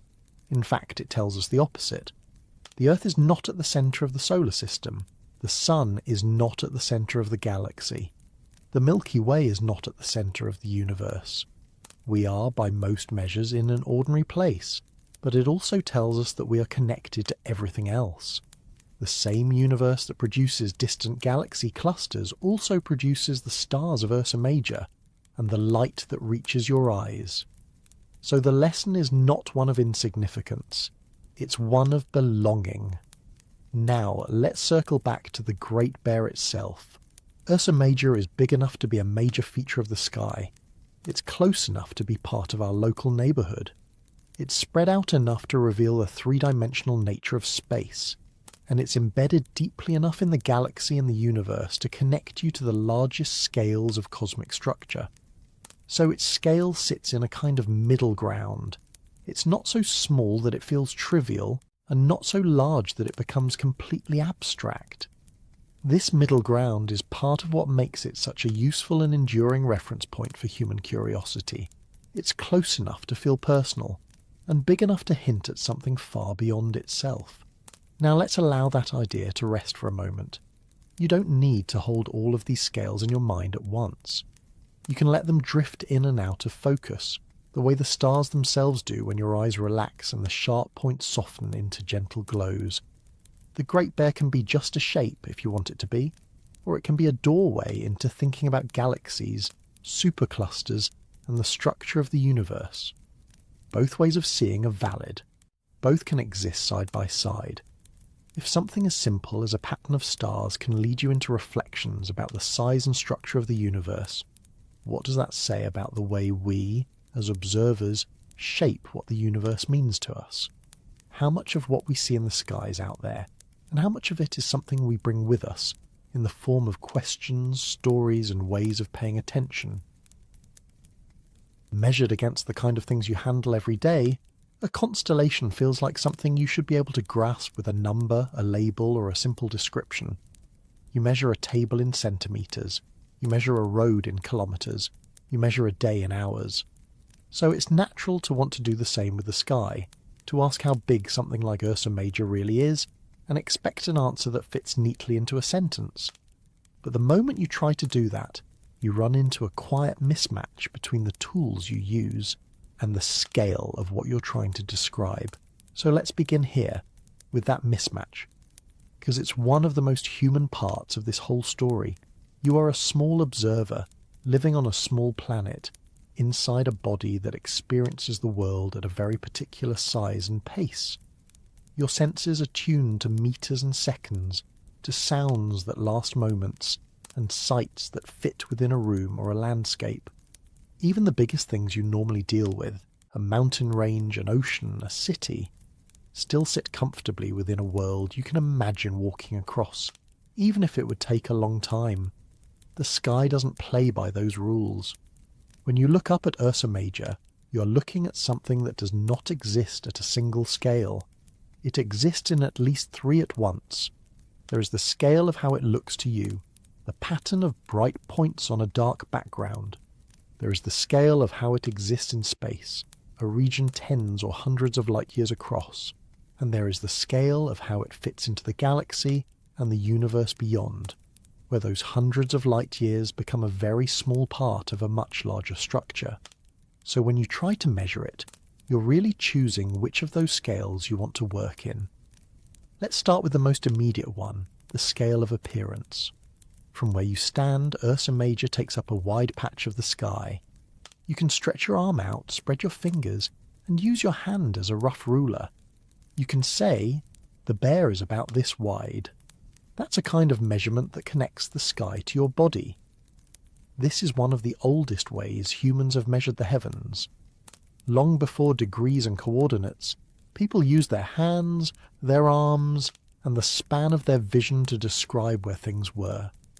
2 hand widths above the horizon, halfway between these 2 stars. This kind of measuring is personal.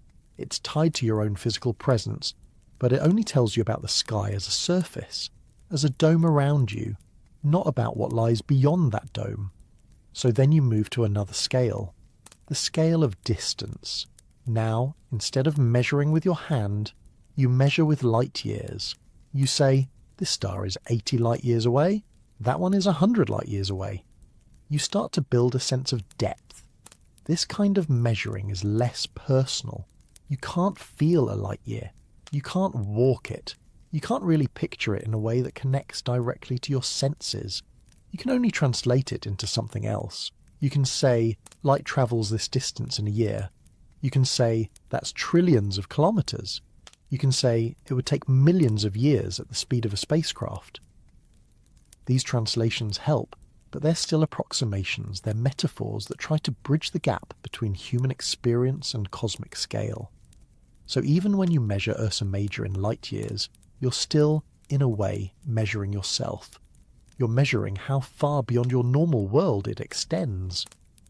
Now let's take another step back and think about measurement in a broader sense.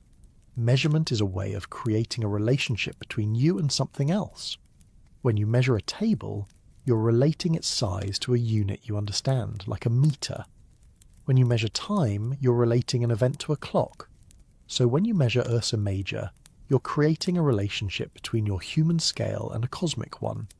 This is not just a technical act, it's also a kind of philosophical one, because every time you say, this is this many light years wide, you're acknowledging that you exist in a universe that operates on scales far beyond your own, and that you have found a way, through numbers and concepts, to reach out and touch those scales, at least in thought. Now, let's look at how astronomers actually perform these measurements, because the process itself says something about the limits and strengths of being a small observer in a vast sky. Take distance, for example. For nearby stars, astronomers use a method called parallax. They observe a star from one side of Earth's orbit around the Sun, and then from the other side 6 months later. The star appears to shift slightly against the background of more distant stars. That shift is tiny. For the nearer stars, it's less than the width of a human hair held at arm's length. But by measuring that tiny shift very precisely, astronomers can calculate how far away the star is. So here's something quietly remarkable. To measure a distance of tens or hundreds of light years, you start by measuring an angle so small that it barely exists at the edge of what your instruments can detect. You use something incredibly small to understand something incredibly large. That's a pattern that shows up again and again in astronomy. Now, let's connect this back to Ursa Major. The distances to its main stars have been measured using parallax, refined over decades, and now with incredible precision by space missions like Gaia. So when we say a star in the Great Bear is about 80 or 100 light-years away, that number is built on careful measurements of tiny shifts in position over time. So even though the sky feels vast and untouchable, our understanding of it is built from very delicate, very local observations. This is another way in which being a small observer shapes the way we measure the universe. We don't step out into space and lay down a ruler. We stay here on this moving planet and watch how the sky changes around us. Now, let's think about size in terms of area again. When astronomers say Ursa Major covers about 280 square degrees of the sky, they are using a coordinate system that treats the sky like a sphere around Earth. This is a very Earth-centered way of thinking. It places you at the centre and measures everything else in terms of angles around you.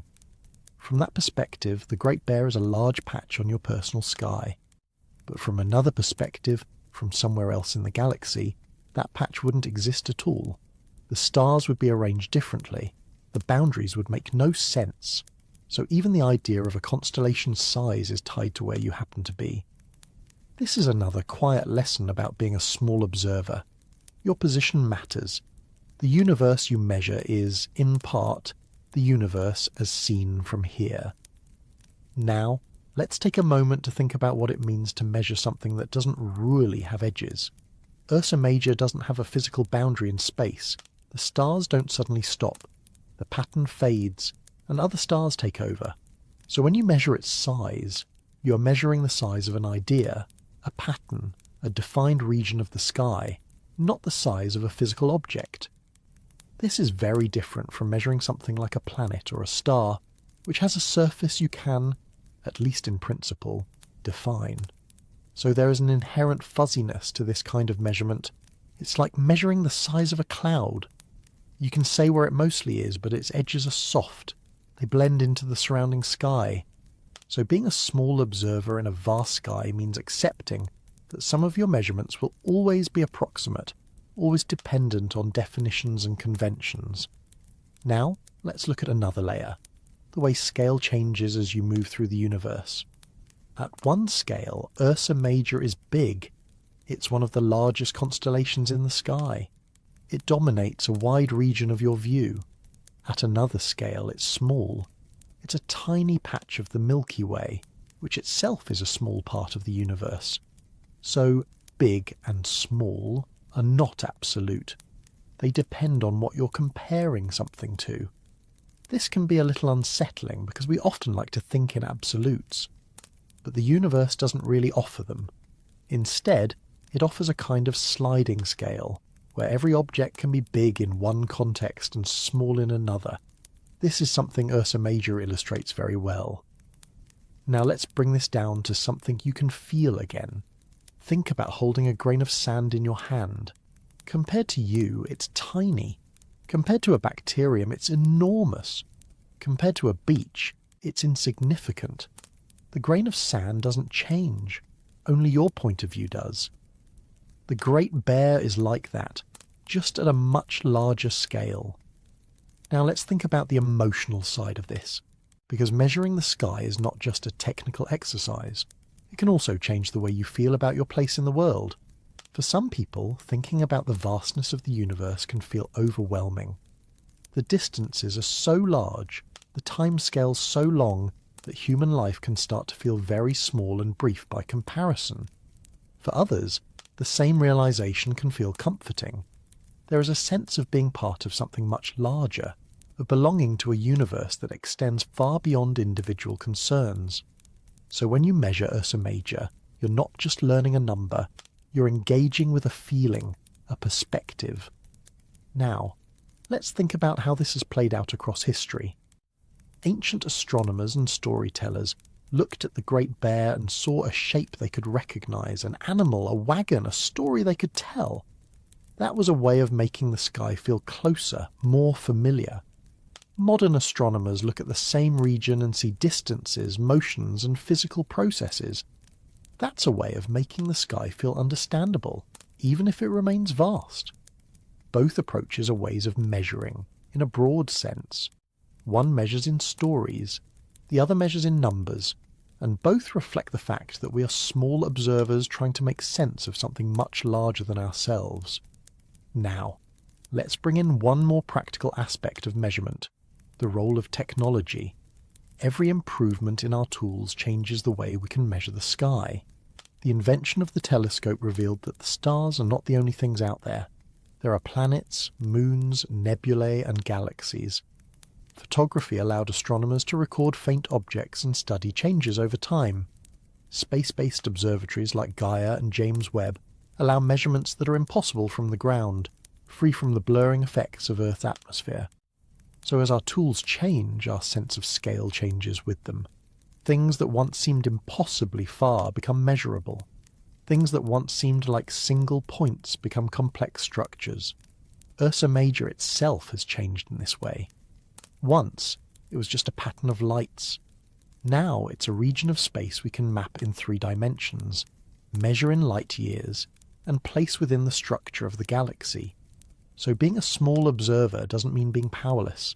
It means being creative, building tools and ideas that extend your reach. Now, let's think about the limits of measurement, because those are just as important. No matter how good our instruments become, there will always be things we can't measure directly. There are distances we can only infer. There are structures we can only model. Even with the most advanced telescopes, we can only see as far as light has had time to travel. So the universe always keeps something beyond our grasp. This is another quiet lesson that comes from trying to measure something as enormous as the sky. You learn not just what you can know, but what you can't. Now let's return to the Great Bear and think about how all of this comes together in a simple moment of looking up. You see a shape. You might recognize it. You might not. Behind that shape are distances measured in light years, motions measured in kilometers per second, structures measured in thousands or millions of light years, and behind those numbers is a universe that extends far beyond what you can ever see. So in that moment, you're standing at the intersection of the very small and the very large. You're a small observer in a vast sky, using a mixture of senses, stories, numbers, and instruments to connect the two. Now, let's slow down and let that idea rest. You don't have to hold all of these scales in your mind at once. You can let them drift in and out, the way your focus shifts when you stare at the stars and let your vision soften. The Great Bear can be a simple pattern. It can be a region of space. It can be a gateway to thinking about the structure of the universe. All of those ways of seeing are available to you. If measuring something so enormous changes the way you see both the sky and yourself, what happens when you stop measuring altogether? What happens when you let go of the numbers and just sit with the experience of being here, under a sky that doesn't need to be quantified to be felt? As the long arc of this journey begins to curve back towards something more familiar, let's start with a simple, grounded image instead of a cosmic one. Imagine the weight of your own body resting wherever you are right now. A chair supporting your back, a bed beneath your shoulders, the floor under your feet. Something solid, dependable, quietly holding you in place. After travelling through light years, galaxies, and vast stretches of space in thought, there is something gently reassuring about returning to the feeling of being held by something close and ordinary. The stars have not gone anywhere. Ursa Major is still there, steady in its slow motion across the sky. The Milky Way is still turning. Light is still travelling. But your attention, which has been drifting outward for a while, can begin to settle back into this small, immediate moment. So let's take this return slowly, the same way the journey unfolded. Earlier, we let the Great Bear stretch into something immense. We followed its stars across space, across time, across layers of the universe that stack themselves one inside the other, like quiet, invisible architecture. We thought about how light carries stories from the past. We thought about how stars move even when they seem still. We thought about how a simple pattern in the sky can lead all the way to the larger structures we know how to describe. Now, instead of moving outward, let's let those ideas gently fold back in. Picture the constellation again, not as a vast three-dimensional region or a window into the cosmic web, but as a familiar arrangement of points in the sky. 7 bright stars that form a shape many people recognise.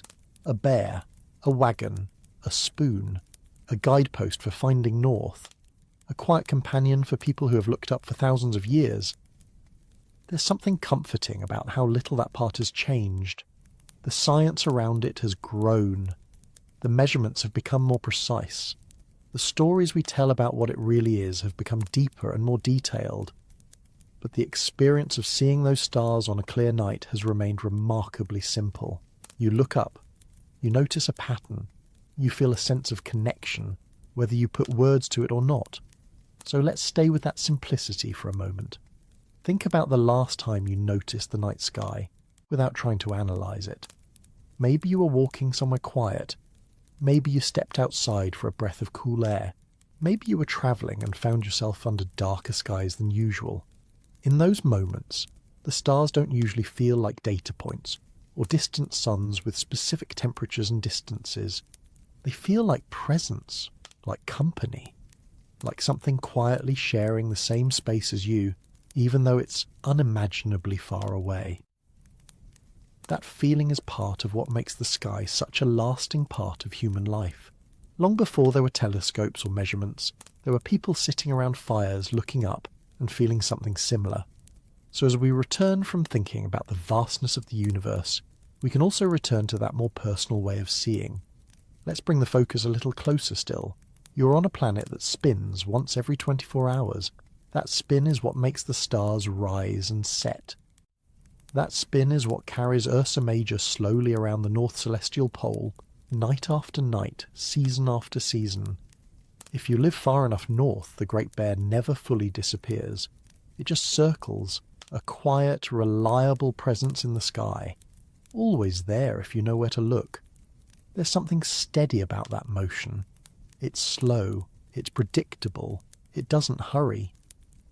In a world where so much of daily life feels rushed, where time is often chopped into schedules and alerts and deadlines, the slow movement of the stars can feel like a different kind of clock. One that doesn't care about minutes or hours, only about the long, gentle turning of the planet beneath you. So when you think about Ursa Major now, you might not need to think about how many square degrees it covers, or how many light years its stars are spread across. You can think about how, right now, somewhere above you, that familiar pattern is moving, not because it's trying to go anywhere, but because the Earth itself is carrying you and everything else along with it. Now let's narrow the focus one more step. Feel your breathing for a moment, the quiet rhythm of air moving in and out, the subtle rise and fall of your chest or your stomach. That rhythm is happening here, on this planet, inside this thin layer of atmosphere that makes life possible. Just above that thin layer is space, and beyond that, everything we've been talking about. So there's a kind of layering even in this moment. Breath, air, sky, stars, galaxy, universe. All of it stacked together, with no sharp boundaries between one layer and the next. Now let's think about what it means to return from the stars. You don't actually leave when you think about them. You don't physically go anywhere. Your body stays here the whole time. What changes is your perspective. For a while, your attention was far away, moving through scales that stretch beyond everyday life. Now it can come back to things that are close, familiar, and tangible.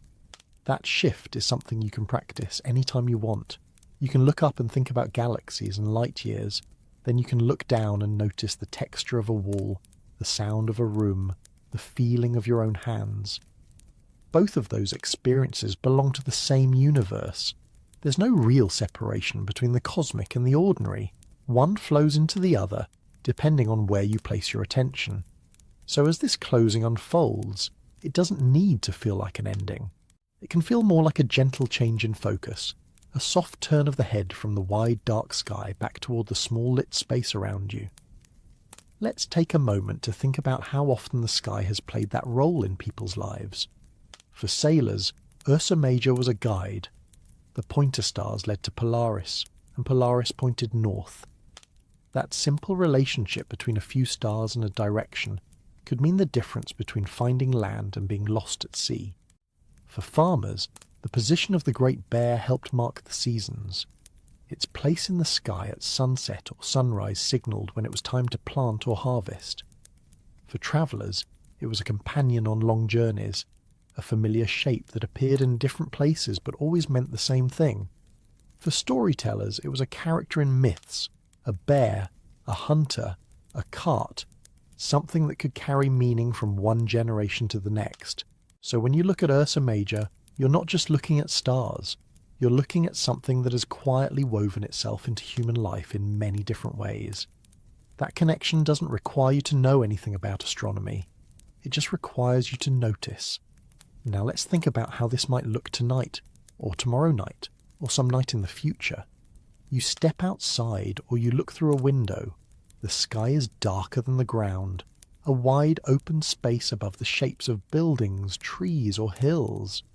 You search for a familiar cluster of stars. You find the Big Dipper. You follow the line of the bowl and the handle. You let your eyes rest there for a moment. In that moment, you're sharing an experience with people across the world and across time. Someone else, somewhere else, is looking at the same stars, even if their surroundings are completely different. There's something quietly unifying about that.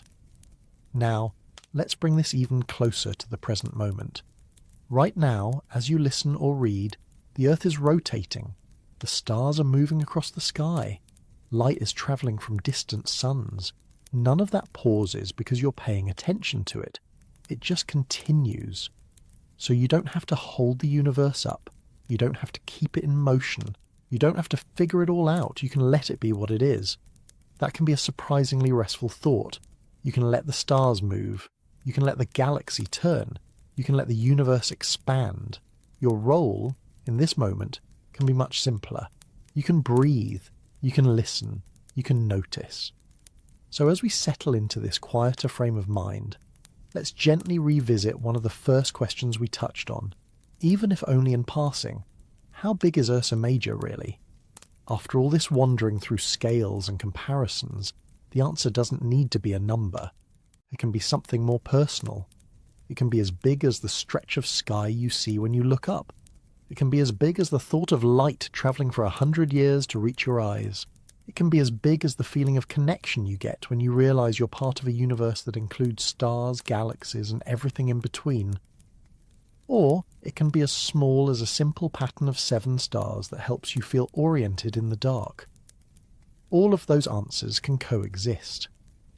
Now, let's shift the attention fully back to where you are.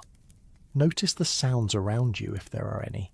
The hum of something in the background, the distant noise of a street, the quiet of a room. Notice the temperature of the air on your skin, the way it feels as you breathe in and out. These are things that belong to this moment, to this place, to this small corner of the universe where you happen to be. And yet they are connected in a very real way to everything we've been talking about. The air you breathe was formed from elements created in stars long before the sun existed. The ground beneath you is made of material that was once part of ancient stellar explosions. So even here, even now, you are not separate from the cosmos. You are made of it. You don't need to think about that in any detailed way. You can just let it sit there, quietly, as a kind of background truth. Now let's think about what might come next, not in terms of topics or sections, but in terms of moments. Maybe later you'll step outside and look at the sky. Maybe you won't. Either way, the stars will be there. Maybe you'll think about Ursa Major again. Maybe you'll move on to something else. The universe doesn't demand your attention. It doesn't mind if you look away. That can make the act of paying attention feel more like a choice than an obligation. So if you do find yourself thinking about the Great Bear again, you can let it be simple. You don't have to measure it. You don't have to map it. You don't have to place it in the structure of the galaxy or the universe. You can just let it be a shape in the sky, a quiet arrangement of lights that has been there long before you and will likely be there long after. Now, let's slow this down even more. There's no need to rush to the next thought. No need to plan what comes after this. You can let the mind rest in this in-between space, where the big ideas have gently settled and the small immediate world is back in focus. If it helps, you can imagine the stars above you, moving slowly, steadily, without any concern for schedules or endings. You can imagine the earth turning beneath them, carrying you along for another night, another day, another quiet rotation. And you can imagine yourself as part of that motion, not separate from it, not watching from the outside, but moving along with everything else. So as this moment continues, you can let go of the idea that this is a conclusion. It's just a pause, a place to rest before the next thought, the next curiosity, the next small shift in attention. The Great Bear doesn't vanish when you stop thinking about it. The universe doesn't close a chapter. It all just keeps going, calmly, patiently, in its own time. And you can keep going too, in whatever way feels natural from here, carrying with you, if you like, the quiet memory of a wide sky, a familiar pattern of stars, and the sense that, for a little while, you let your thoughts travel far and then found your way gently back home.